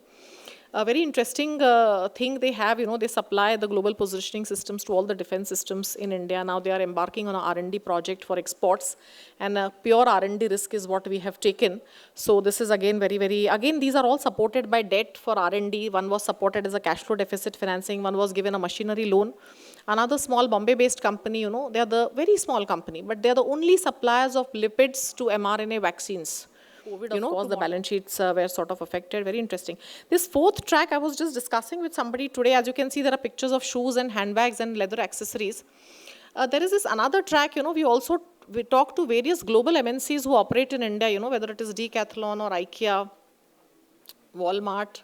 And we see that, a lot of global sourcing happens. Imagine a story, a small company in India has been shortlisted by an IKEA or a Decathlon, and you are supplying to them. It is a wonderful story, to a small shop in Meerut supplying sports goods to Decathlon. I think these are wonderful. So the fact that today your product is being exported is the best form of competitiveness that you can actually have. So I think under these sort of support also we are helping, because for example, these pictures where, where they supply to Prada, very few, while leather accessories, there are so many players in the country, but few make it to the onboarding requirements of these global majors. So this is again a very interesting piece that we are doing under the Ubharte Sitare program. Auto component. Now, why we listed, see, we could have given various examples, but what I wanted to show that we are sector agnostic, and the support has been extended across various sectors. And you will be surprised that, oh, okay, here also there is something happening. For example, you could find an SME belt, okay, 100 companies doing the same thing. But you will find one there who has sort of differentiated his process, has gone into high precisioning sort of a thing, made his product unique, and you suddenly find, oh, my small component goes in every Tesla car. right? So it is an amazing story to say, oh, yeah, this is a one small company, but his product goes in all Tesla cars worldwide. So these are kind of things, one Punjab-based company, they developed these steel pistons only for export, and that was good enough reason for us to sort of go out and support them. Another very interesting Bangalore-based company, which does, night vision sort of systems. Consumer goods, there is robotic crawlers, industrial automation for, this was the company which I mentioned, where we supported with the cash flow deficit financing. Another very interesting company which is into security printing. And we had to sort of convey the message, it is not stationary, it is a technology company, and which is why we are supporting. Now, the idea behind, I could go on and on for narrative of these all companies, but the point is today almost 50% of our portfolio, I see investments from PE and VCs into this. All of these companies. So 50% of the portfolio have investments from PE VCs, and which brings to the question that, there could be so many such synergies. I would just like to end on this one small thing. So, whether today you all among the audience are companies, who are looking for sort of a funding, but you feel, there is an avenue open to explore opportunities under the Ubharte Sitare program, please feel free to reach out to us. If you all are from the PVC community, as I mentioned today, we have started to engage with them because I see a lot of them, as I said, 50% of the portfolio today, I see PVC investments. So, very happy if you all are supporting such companies, or if you all have invested into such companies with differentiated product, process or technology, Exim Bank would be very happy to partner with you. For example, you could come in with the equity piece, we could come in with the debt component, or in some select cases, probably even a small token of equity, if required, and there is, of course, a small technical assistance that perhaps can be provided. So, at Exim, we are very, very enthused with this new thing because we see a lot of action happening. More than action, I think it is the potential. And there is so much potential, it's just that people are not aware about it. And this was our whole and sole reason sort of to come and participate in these ventures and, and probably going forward. We are, of course, as a team available for any questions or any interaction. If anybody has any now, then fine. Otherwise, I'm available here. Thank you so much.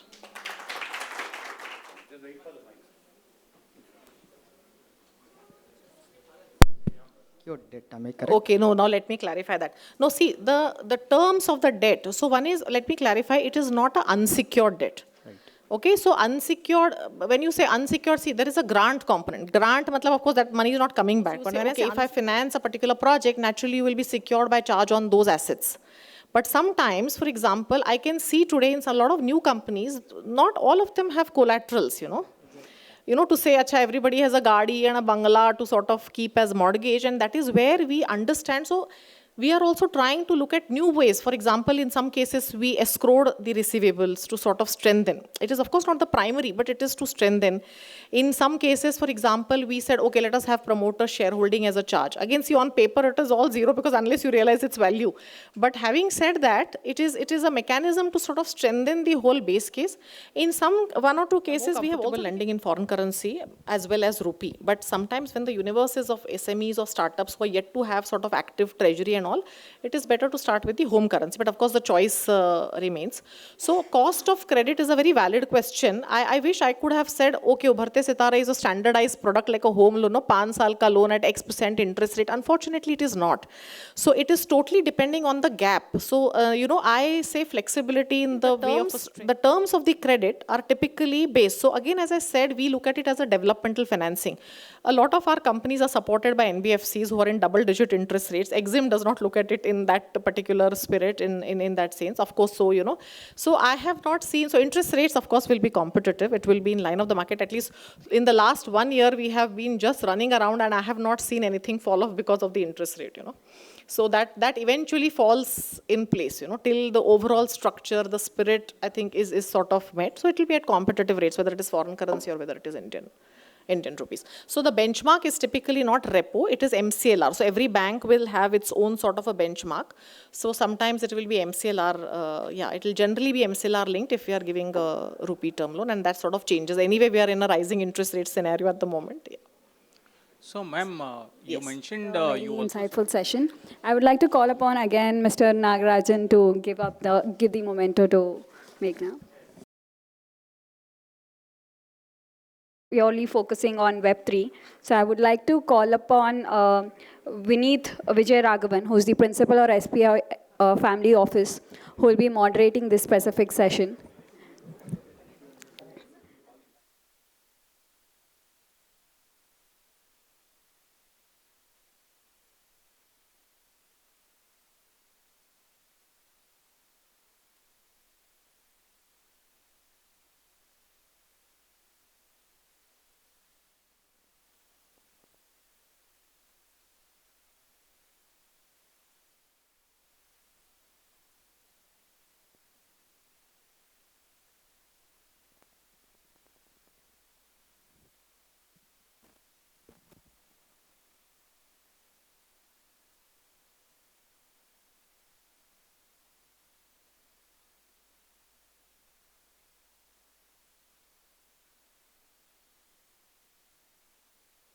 in continuation with what venture intelligence across stakeholders in Web3, we said we'll look at a deep dive and really see what the data is saying us, right? Is the winter really bad? Is there a winter in the first place?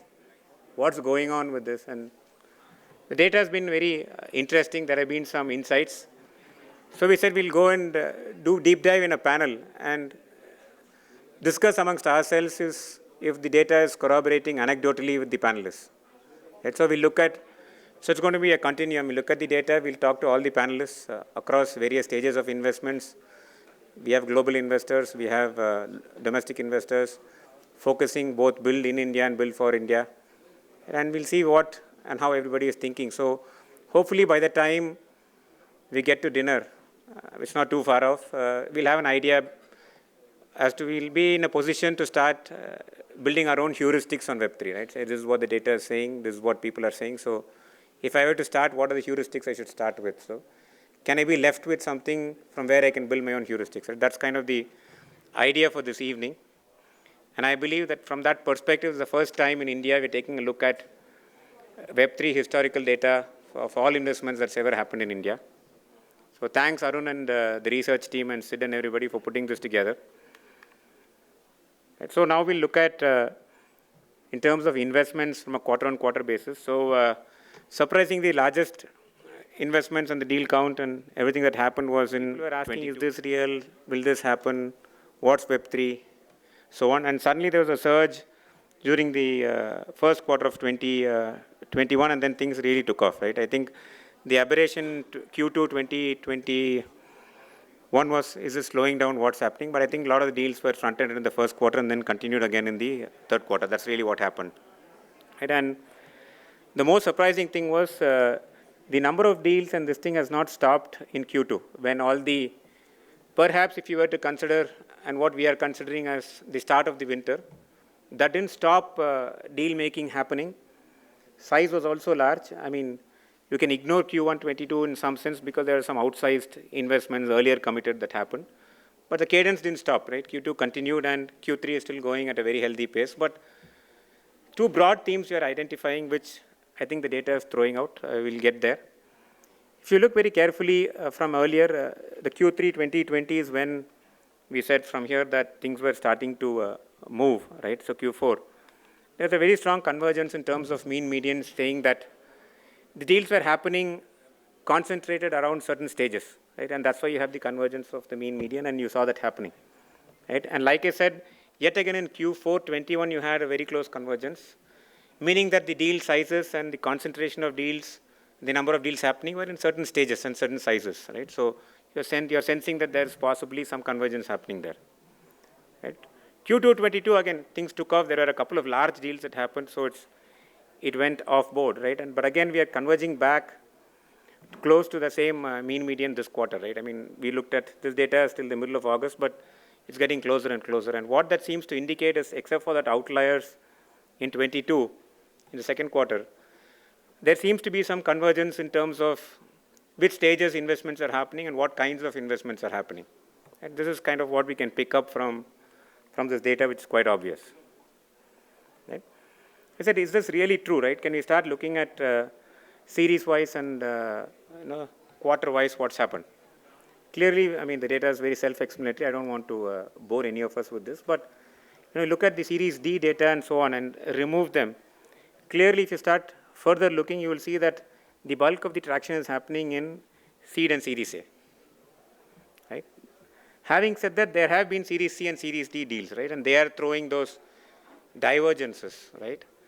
And the convergences are happening because of seed and A.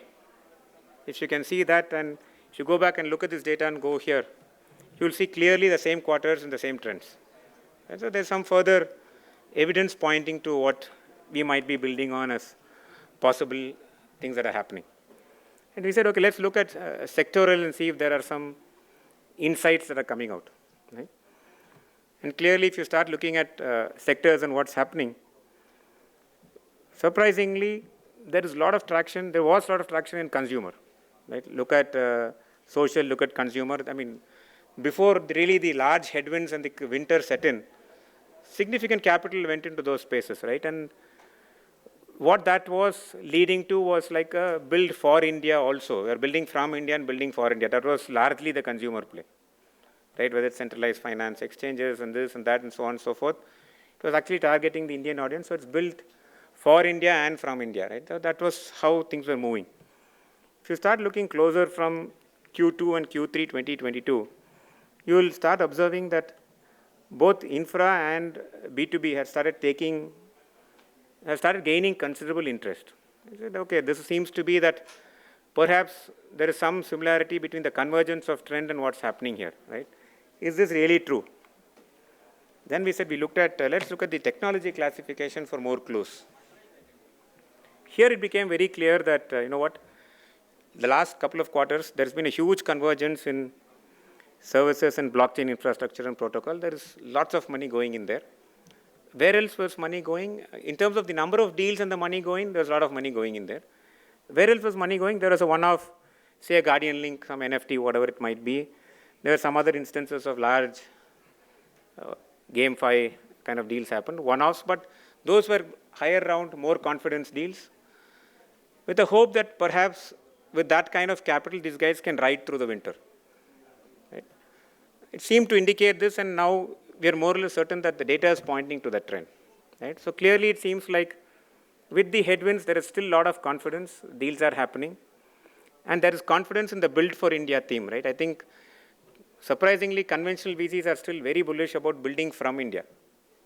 Right? So that I think there's no change. People are confident that anything that can be built globally in Web3 from India, right, we are sticking to our core conviction. The headwinds are, if anything, minimal. We'll continue to do that with the right structuring, the right adherence to regulations and compliance. And we have experts talking about how that's happening today in our panel. Right? So that seems to be a sweet spot for current VCs to look at and saying we'll get in early. I mean, these headwinds are not bothering us as much. The build for India, when we looked at the data a little deeper, and some of those really deep dives are not here because we'll spend the whole evening talking about it, is now I'm giving them 40 million, 50 million, 100 million. Hopefully, for certain, there are going to be regulatory headwinds. They might likely even lose 80-90% of the market share in India. But with the capital and with the talent that they have, either they are pivoting something into a fintech play, right? And that's something that most of the entrepreneurs here must have heard of.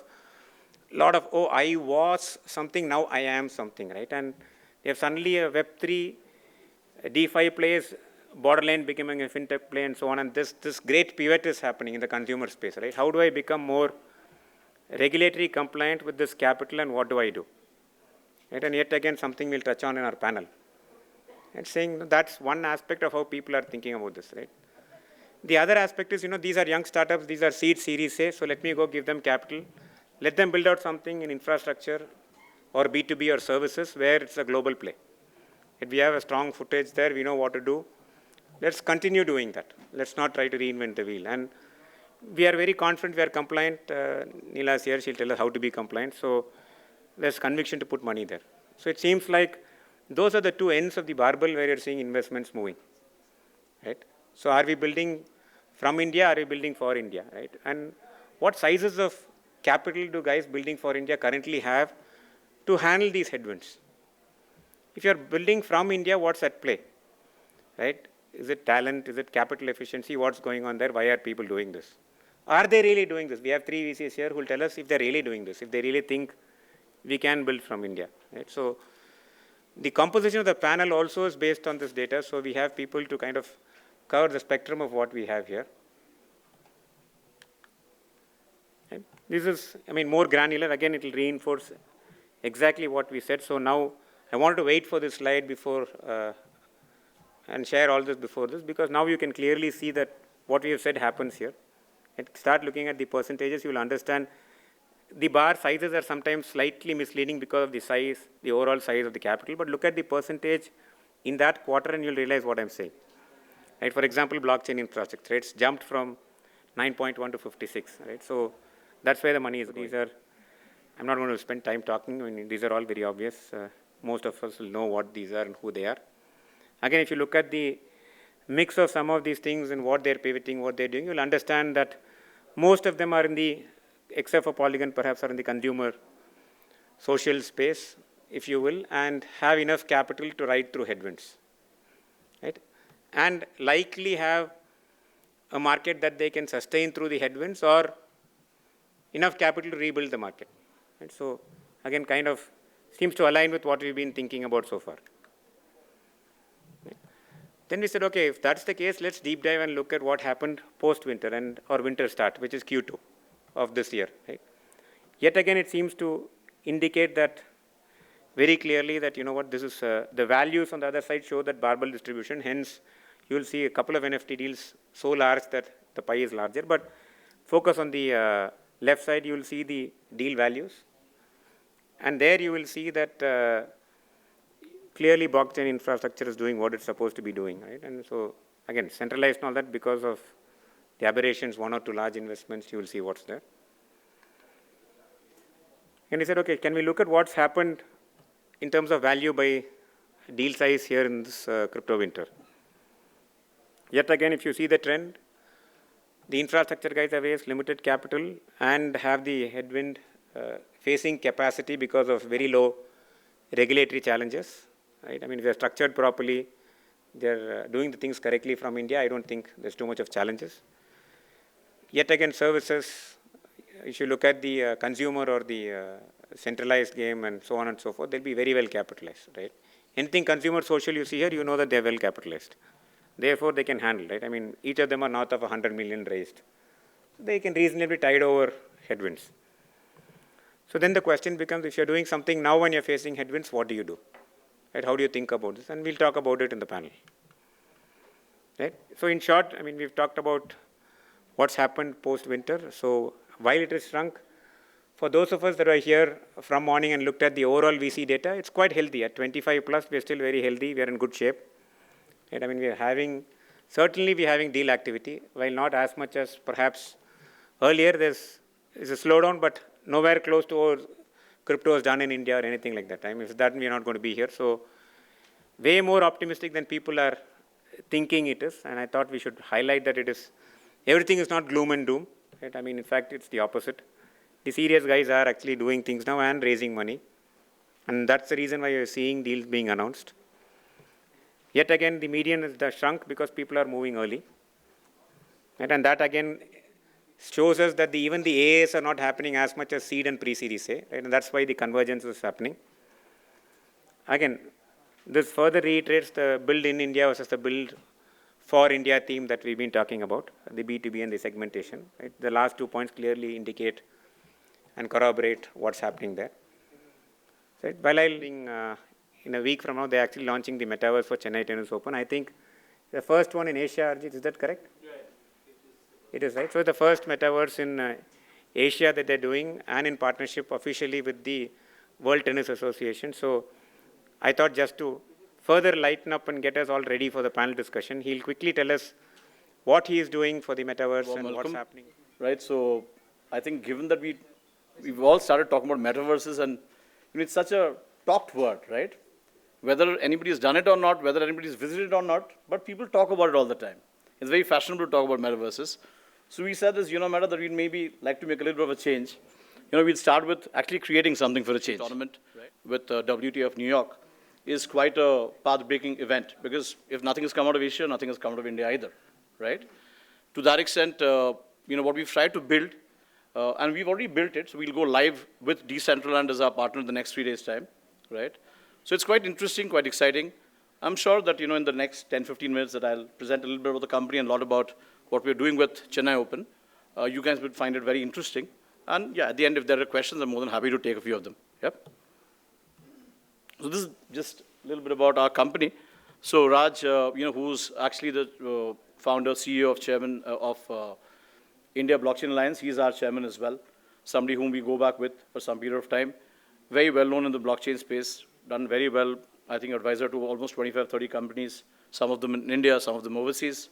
So we connected with him about 2.5, 3 years back, and we've been together as partners in this journey and played a very significant role in the development of Meta as a brand, right? Me and my co-founder, partner Neeraj, both of us are actually, we are not Web 3.0 guys. We're actually finance guys, right? So we are not techies. We are not marketing specialists. We are pure play core finance specialists who have had a career in wealth management, which is private banking for the last 2 decades, right? Working with names such as HSBC, Kotak Private Wealth, and actually setting up the private wealth vertical for Anand Rathi, which we were both with for the last 13 years each, and we quit sometime last year to set up Meta. So quite a journey from wealth management to actually moving on to blockchain and metaverse and Web 3.0 is quite the shift. And I had an offer, by the way, to join as managing partner in one of the very well-known firms which have come up in the last couple of years with a very fat salary. So my wife thought that that was the right time to take me to the shrink. Somebody offering you a 5 crore salary and you say, नहीं यार वो नहीं चाहिए, मुझे जाके metaverse में कुछ दुकान खोलना है अपना. Needs not much of an introduction. Legend in the media and entertainment space for the last 4 decades. Ex-president and CEO of Times of India, was with them for about 32 years. Last, being tormented by Arnab Goswami for about 6 years, right? Experience each. Middle East, headed by somebody, Yogesh, Madhupe heading the Africa piece, and Sunny heading the Southeast Asia piece. So we've kind of got it all covered in terms of how we wanted it. On the advisory board, starting with my good friend Vineet, right, who's the reason why I'm here, right? Every time I go wrong, or I decide to go wrong, he says, no, udhar nahi jana, idhar aa, wapas aa. Right? This is what you have to do, this is how you have to go about things. So that's Vineet for you. He doesn't need an introduction either. And 2 other gentlemen, serial entrepreneur, Mr. Chandu Nair from Chennai, 18 investments in the startup space, doing this for the last 35, 40 years. Mr. KK Rathi, again, doesn't require much introduction, been on the board of many companies, running his own fund now. And Nova Lorraine, founder, and I call her a 7-in-1, actually, from New York. TEDx speaker, running her own fashion brands, so on and so forth. Now coming back to the, the belly of the ball, the Chennai Open, right, which is why we are here today. Some of the NFTs that we've kind of built around this, right? Interesting stuff because nothing like this has ever been done in the past globally. There are a lot of stupid PFP projects which have worth a few $1 million, few apes here, few monkeys there, right? But nothing which is more culturally, I think, more advanced, takes us back to what we come from. This is Colomart, second idea of NFTs, right? Again, trying to do this with all the 32 players who are a part of the Chennai Open, right? Again, going back to our thing. So the digital artists who are our global partners, they all love, they rave about this stuff. Because most of the stuff that you get to see is very plasticky. There isn't much life into it, right? So to get back to one's own background, art culture, this is quite a differentiator there as well. Loot boxes, the idea is that you price something really, really cheap, $20, $30, somewhere in there abouts. And it's all, supposed to be, a surprise element. So when you buy something, you actually don't know what you're buying, right? But it'll be worth at least 50. That's that. And, these day passes, which are nothing but tickets, but ticket NFTs having very nice pictures, art, culture, digital art. Some of these have been, kind of done by our global digital partners as well, right?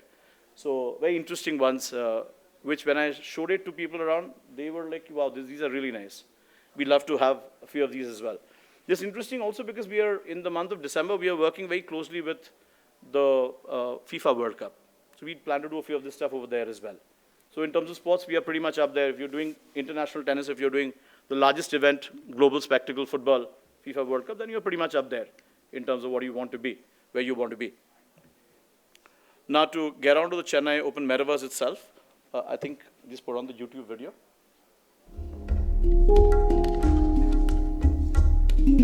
With great pleasure, we present the Chennai Open Metaverse, the first tennis metaverse experience outside the 4 Grand Slams and the first tennis experience in Asia. A place to experience another world. A place where you can play tennis. A place where you can have virtual meet and greets. Virtual engagements like never before.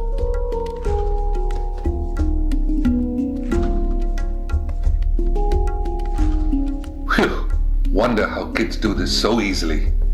See the wonders of incredible Tamil Nadu, a place where time stands still. See the marvelous architecture and know about the culture of the land.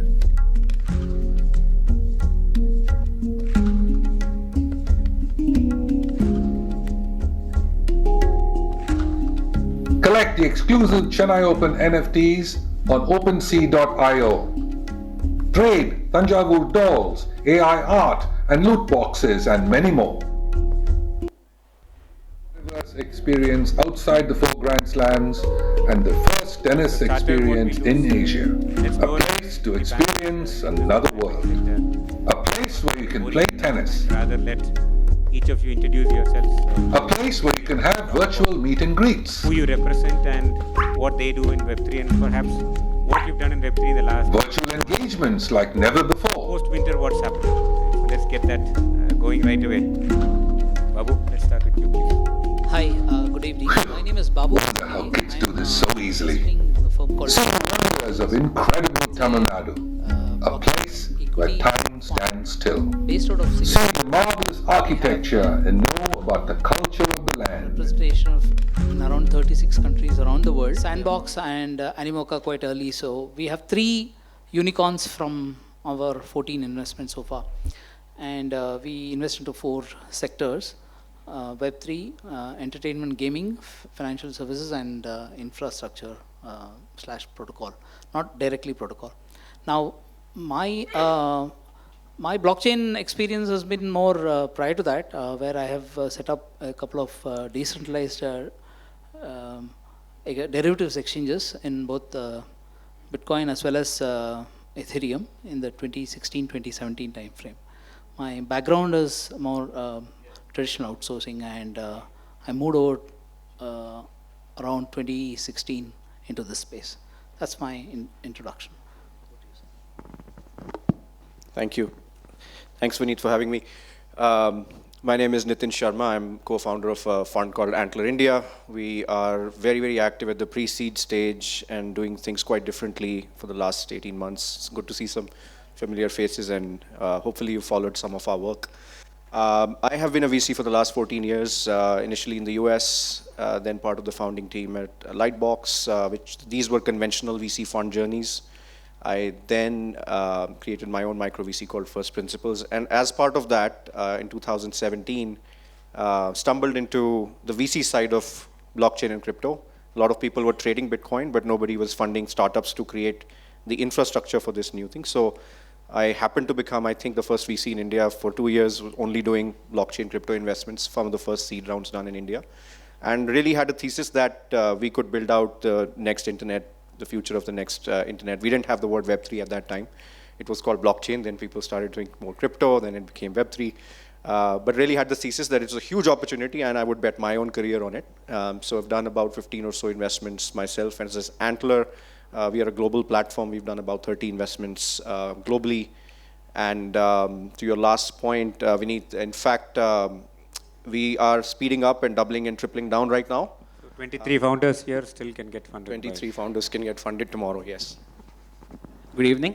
Thank you, Vineet. My name is Jubran Siddiq, and firstly, I'd like to thank the organizers for an excellent event which they've been doing. Tremendous hard work from morning. All of them have been on the toes, so more power to all of you. I'm an Sharia-compliant investment banker. I specialize into Sharia-compliant investing. I'm the co-founder and CEO of Zaria X, which is an asset tokenization platform and also banking as a service platform for ethical investments and ethical fintech. So as we have been doing that, we are currently working on, we also do mining operations in Chennai, and we also have created our own blockchain layer which focuses on asset tokenization and Islamic banking as a service for Middle Eastern clients. I personally am also a member of Blockchain Training Alliance and Blockchain Council USA, and currently we look forward to see how we can make maximum potential use of the halal metaverse and halal ecosystem, focusing on the Middle Eastern clients. Thank you so much. Hi everyone. Yeah, my name is Ashima Arora. I am basically investments lead at Polygon Ventures. Polygon, like Nitin mentioned, is one of the unicorns that came out in the blockchain space out of India.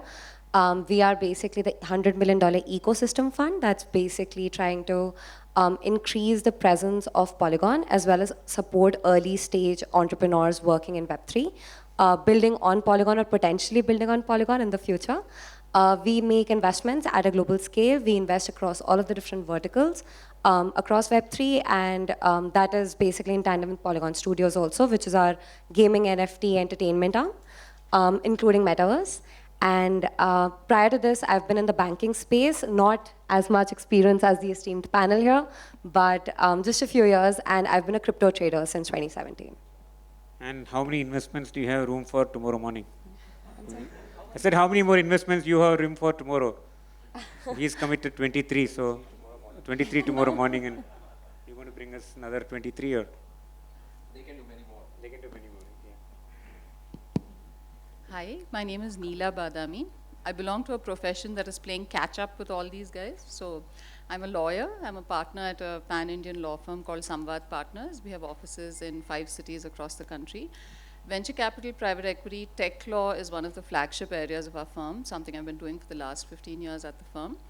And we've been involved, I think, over the last couple of years in helping our VC and PE clients invest in companies that are quite active in the Web3 space. So that's something I'm looking forward to talking about today. We're a full service law firm, so we do a lot of other things, but this is one focus area. Potential clients, potential lawyers, we are all in the ecosystem. I'm hoping there are enough entrepreneurs here to get hold of all these people, right? So you need to pitch correctly, so let me help with that. We just looked at the data. Large word. It consists of several parts, so I can just quickly touch upon a few things. So blockchain, the infrastructure itself is nothing but software, right? So you don't need any other different special laws just for that. So we're seeing a lot of investments by our venture capital, private equity clients in companies that are doing blockchain in terms of infrastructure, right? In terms of things that are not a very regulatory hot button issues like crypto, okay? So crypto, of course, there's a lot of uncertainty. The regulators are extremely skeptical. So that's something that's, I would say it's a little bit of a red button for regulators at the moment. So those are some quick things that we've been seeing, at least. And I can talk a little bit more, and it's similar to what Arijit said when he was talking. So he was doing something which is very uniquely Indian, but the companies are incorporated in Singapore and Dubai. So I think that's the kind of trend that we are also seeing. And I think for us, what becomes interesting is when we are advising fund clients who are incorporated in India. Yeah, I think we, like you mentioned, we do global investments. And from our perspective, majority of the investments that we have made, even in Indian founders, have actually been registered abroad. Could be Singapore, could be Dubai, could be British Virgin Islands, could be, Delaware, Cayman, etc., etc. I think the perspective is that, like Ira mentioned as well, there's just regulatory uncertainty. When you're building a business, you don't really know where you will be 2 years, 3 years down the road. So from that perspective, you could always want to do a token down the road, and registering and setting everything up from an Indian perspective brings in its own challenges. But from a trend perspective, we are seeing global, there's a global outlook that there's this kind of a market is a great time to build. And we are seeing very, very creative ideas coming out of India as well. So India predominantly has always had more of an inclination towards software-based ideas, like blockchain-focused ideas. But now we are seeing very heavy activity, even in the consumer side. So anything that's consumer-facing and user-facing, majority of these are registered abroad, but the founders are Indian. Some of them are based out of India as well. So I do see there's a lot of potential from a mass use case perspective. One of these players could definitely be out of India as well. So that's very encouraging to see, for the future. So I'd like to segment it into two halves. First, what I have understood recently is many of the people always relate cryptocurrency to blockchain technology. But there's an analogy which I particularly believe in. When the internet started becoming aggressive, we started using email as a product, which used internet as a technology. This is something which I told in the afternoon also. Similarly, cryptocurrency is a technology which uses, which is a product which uses blockchain as a technology. And blockchain entirely is not cryptocurrency. So having said that, how we registered our organization was, yes, we are licensed out of Estonia and USA, but we also have an Indian company licensed here in India. And our DAO is connected to our Indian bank accounts as well. So whatever the name of our DAO is Zarya X DAO. So we currently focus on BSC and Polygon network. Large coin switch kinds of folks. So when you have fiat on-ramps, which is how do people come into crypto, those will obviously be domestic. So there your scope is to market to the Indian audience. Over time, there will be some interesting plays. There are companies like Mohash, etc., which are trying to create a way for capital to come into India, let's say for small business lending, right? So I've always wondered, like Japan has had zero interest rate for a long time. Some yields in Germany went negative, and cost of capital in India is still so high. So why don't we find a way for people to invest from there here, right? So blockchain and Web3 will solve some of it, but these things will take time. So I think for me, for the near future, next 2 years, 3 years at least, the opportunity is entirely about building in India, but taking a global view from day one and building the building blocks. So as the analogies were made about, if you were in the 90s and, you know, if HTTP, HTML, FTP, these things are coming up, and if those were companies, would you not invest in them, right? If you had a way to capture value in these things, would you not invest in them? That created the internet. So for me, the excitement has always been, there will be a new internet. It might take 5 years, it might take 10 years. But if you have the patience, India is probably well poised, unlike ever before, to capture this moment, and talent from India can build all the technology, middleware, APIs, building blocks of these things. And that is what we spend time on, to understand smart technologists who are building these layers, this stack that doesn't exist today. And, you know, last thing I'll say is, for me, the excitement has been that, you know, India's story has always been about leapfrogging. If we hadn't done IT services in the 90s, we wouldn't have leapfrogged. If we hadn't done mobile in the 2000s, we wouldn't have leapfrogged. If we didn't have UPI in the last decade, we wouldn't have leapfrogged. To me, this is that similar thing for the next decade. I think equity, for a lot of people in the audience understand conventional finance. Equity value is created with cash flows and costs of capital, and there are balance sheet and income statements that go into that. Token value, the way to think about it is completely different. It's about thinking about a network and community. So those two things actually don't go hand in hand for the most part. And so I think any project should start with one clear thing, equity most likely, with some exceptions. And then for some of them, tokens might make sense, and for others, they should continue to be in equity. I would say that it depends upon the type of token, because there are more than 15 types of tokens. If you're looking out for a central project or government project, you could go with the governance token. It's absolutely required. Say, if you're going for an ICO, I don't think that it's necessary to actually go through an ICO through a token. You can do it in many other ways. But if you say, for example, we were consulting for one central bank, and they said for regulation, different topic though. But however, when it comes to establishing the businesses, the ICO market is quite overflooded right now. Everyone is creating a token and trying to just market it as a different concept. But if we are able to understand the utility behind the crypto token and how is it being backed and how it can be actually encashed, I feel that it would add more value. And yes, just to add on, equity aspects of tokens are not correlated unless and until probably you're focusing on a DAO. So the equity aspect of a DAO is token correlation. But other than that, I feel that tokenization at the moment is overhyped. And yes, as he said, it will fizzle down like the dot-com bubble, and then eventually the tokens which sustain will be with good utility and good resources. Don't even have, let's say, a product yet. So, you know, those are the kind of different fundamental questions that we look at when we talk about token. And I still feel that, you know, from a token investing point of view, it's a great way of, you know, sort of monetizing and supporting businesses early on. There are generally, you know, sort of longer term cliffs, anywhere between what we've seen on average is 6 months to 12 months, maybe sometime 15 to 18 months. And then obviously there's like a detailed unlocking schedule, very similar to the structure that an ESOP would have, for example. And at the same time, equity investments, I think, are the OG. Everybody who's from the finance space and the audience would relate. I think that makes a lot of sense in Web3 also. So a lot of the bigger funds, and we also actually tend to invest in equity as well often. So I think that's, again, a great way to monetize, and then do a token as a value additive add-on at a future date, instead of looking at it as the sole way of monetizing your business or fundraising, you know, at a future date. So I think that's, again, you know, makes a lot of sense for consumer businesses. But then there are exceptions. There are, you know, sort of blockchain software layers where doing a token early on in the business would make more sense than, let's say, doing like a SaaS model of monetizing. So it varies model to model as well. And I think from an investing point of view, it's a good idea if you invest in anything and everything. So you need to do equity, you need to do token, you need to do hybrid, you know, the entire space. So that's pretty much what we do at Polygon Ventures as well. Neela, any an thoughts? entrepreneur came to us and said, listen, should I do a token issuance? Should I do an equity issuance? We'd be asking some of the same questions that were already mentioned, that why do you want to do this, right? What are the business imperatives, okay? And then we'd also probably give them an overview of what is the regulatory landscape right now, which is that it's completely gray. But the latest news reports, well, before I come to the latest news reports, I think, you know, as many of you may already know, the government's stance on crypto assets has been that, you know, because this is decentralized, until the whole world comes together with a strategy for how to regulate this, it's impossible for just one country to do anything, right?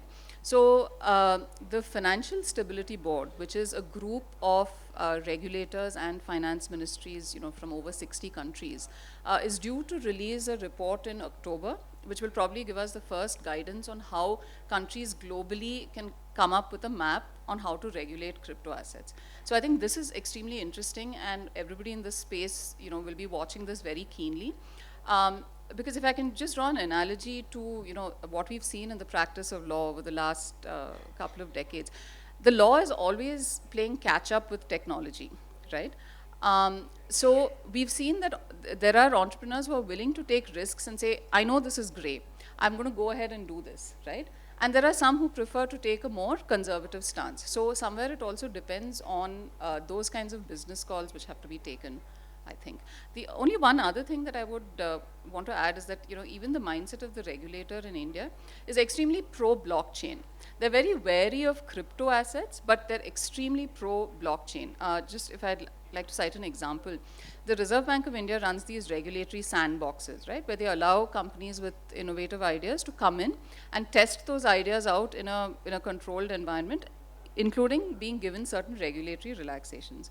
So one of our clients was recently, you know, they had an idea in this sandbox to do a blockchain-based cross-border payments application, which the regulator was very, very pro. Not investing just out of goodwill, right? They expect a return on their capital, and obviously they'll want to maintain stakes, right, accordingly. So This has been for sure a very interesting topic of discussion for all of us. So whoever Just wants kick to it go off. first? I think everybody just started smiling suddenly. Array, Vinit's questions are over, It's and Web3 now we is can smile. not truly decentralized, but it is not controlled by VCs.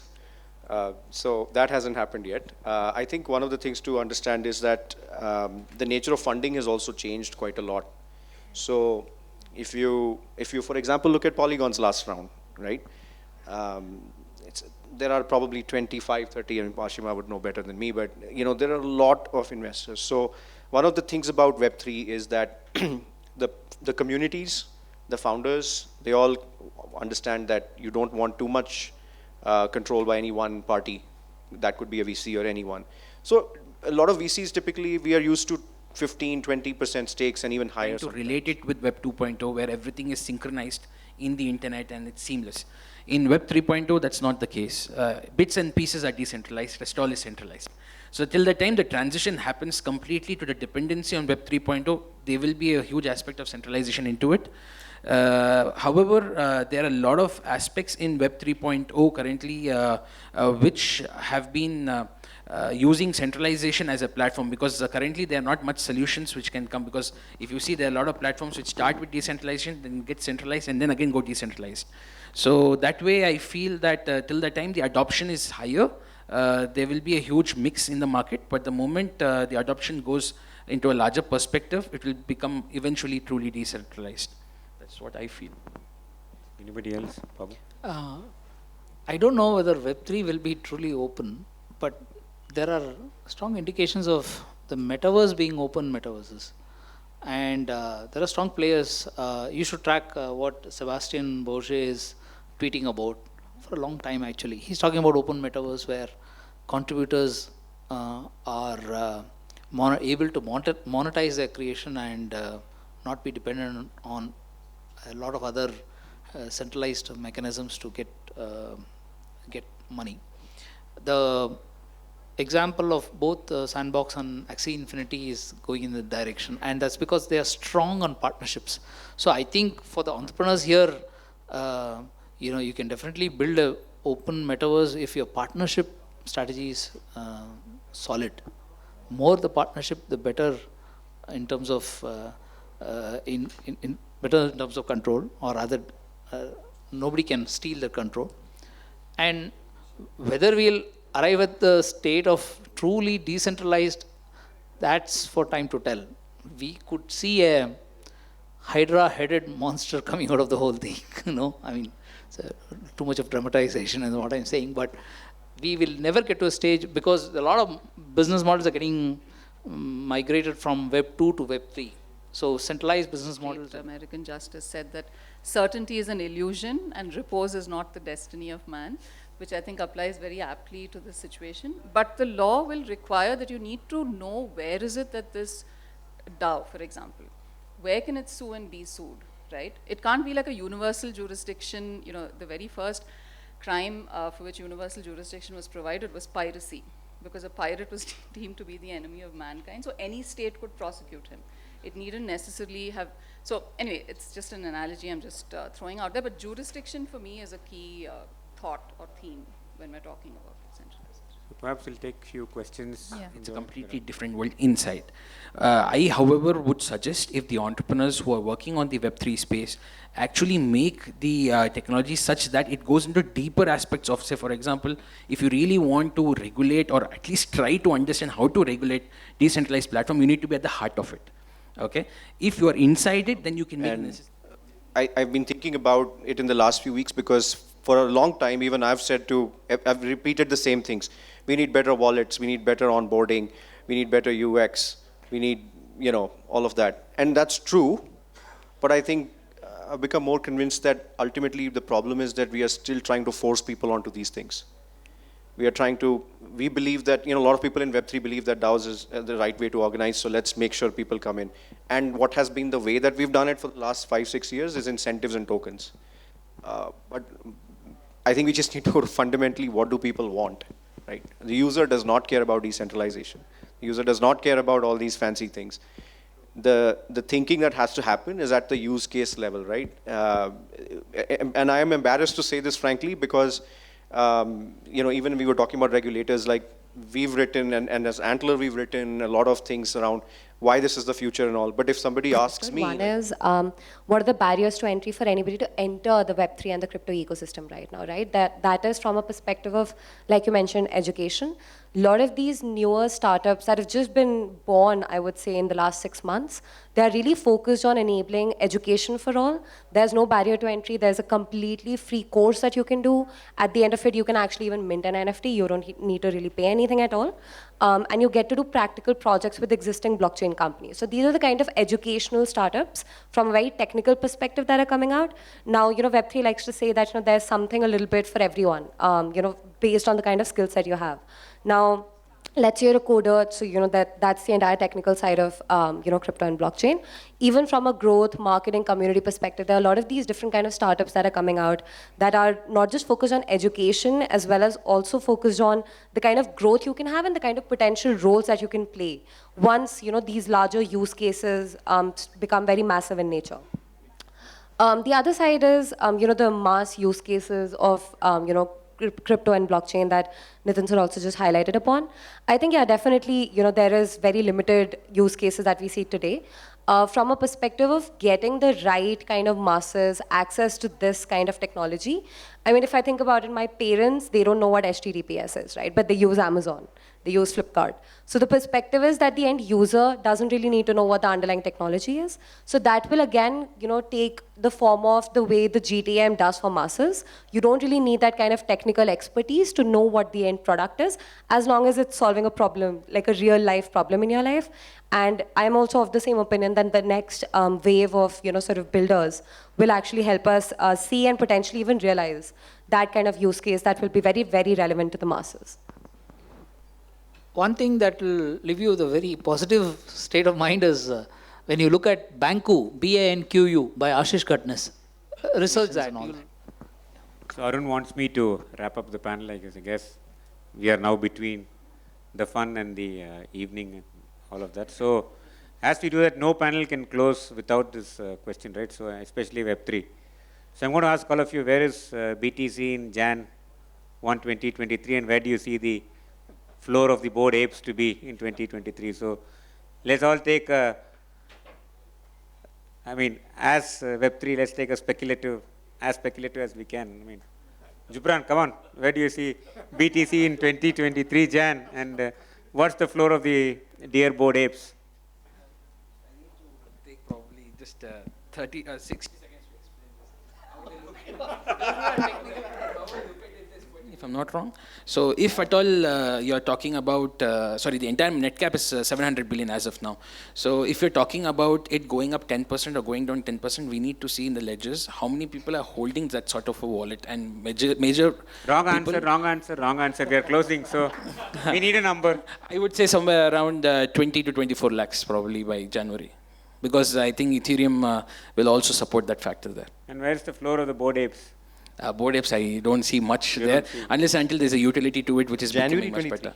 Yeah. Next forum. Okay.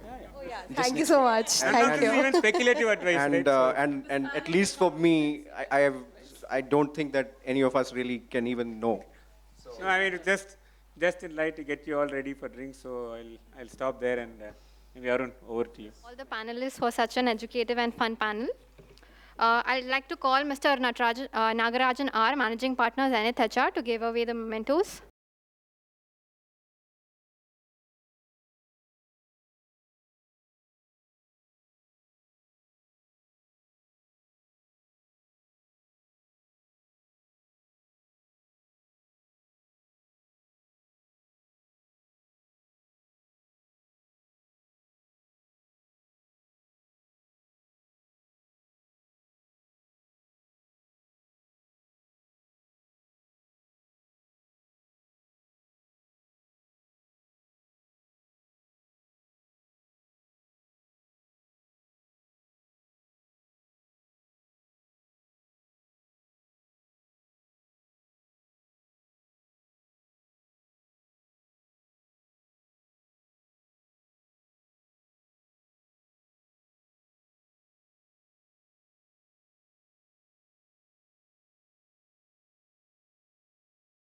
Grant Thornton Bharat, Gold Partners, TVS Capital and Capita, Silver Partners, Avendus, Arali Ventures, Blue Koi Advisors, Bloom Ventures, Congruence Holdings, and Zaria Investment Company.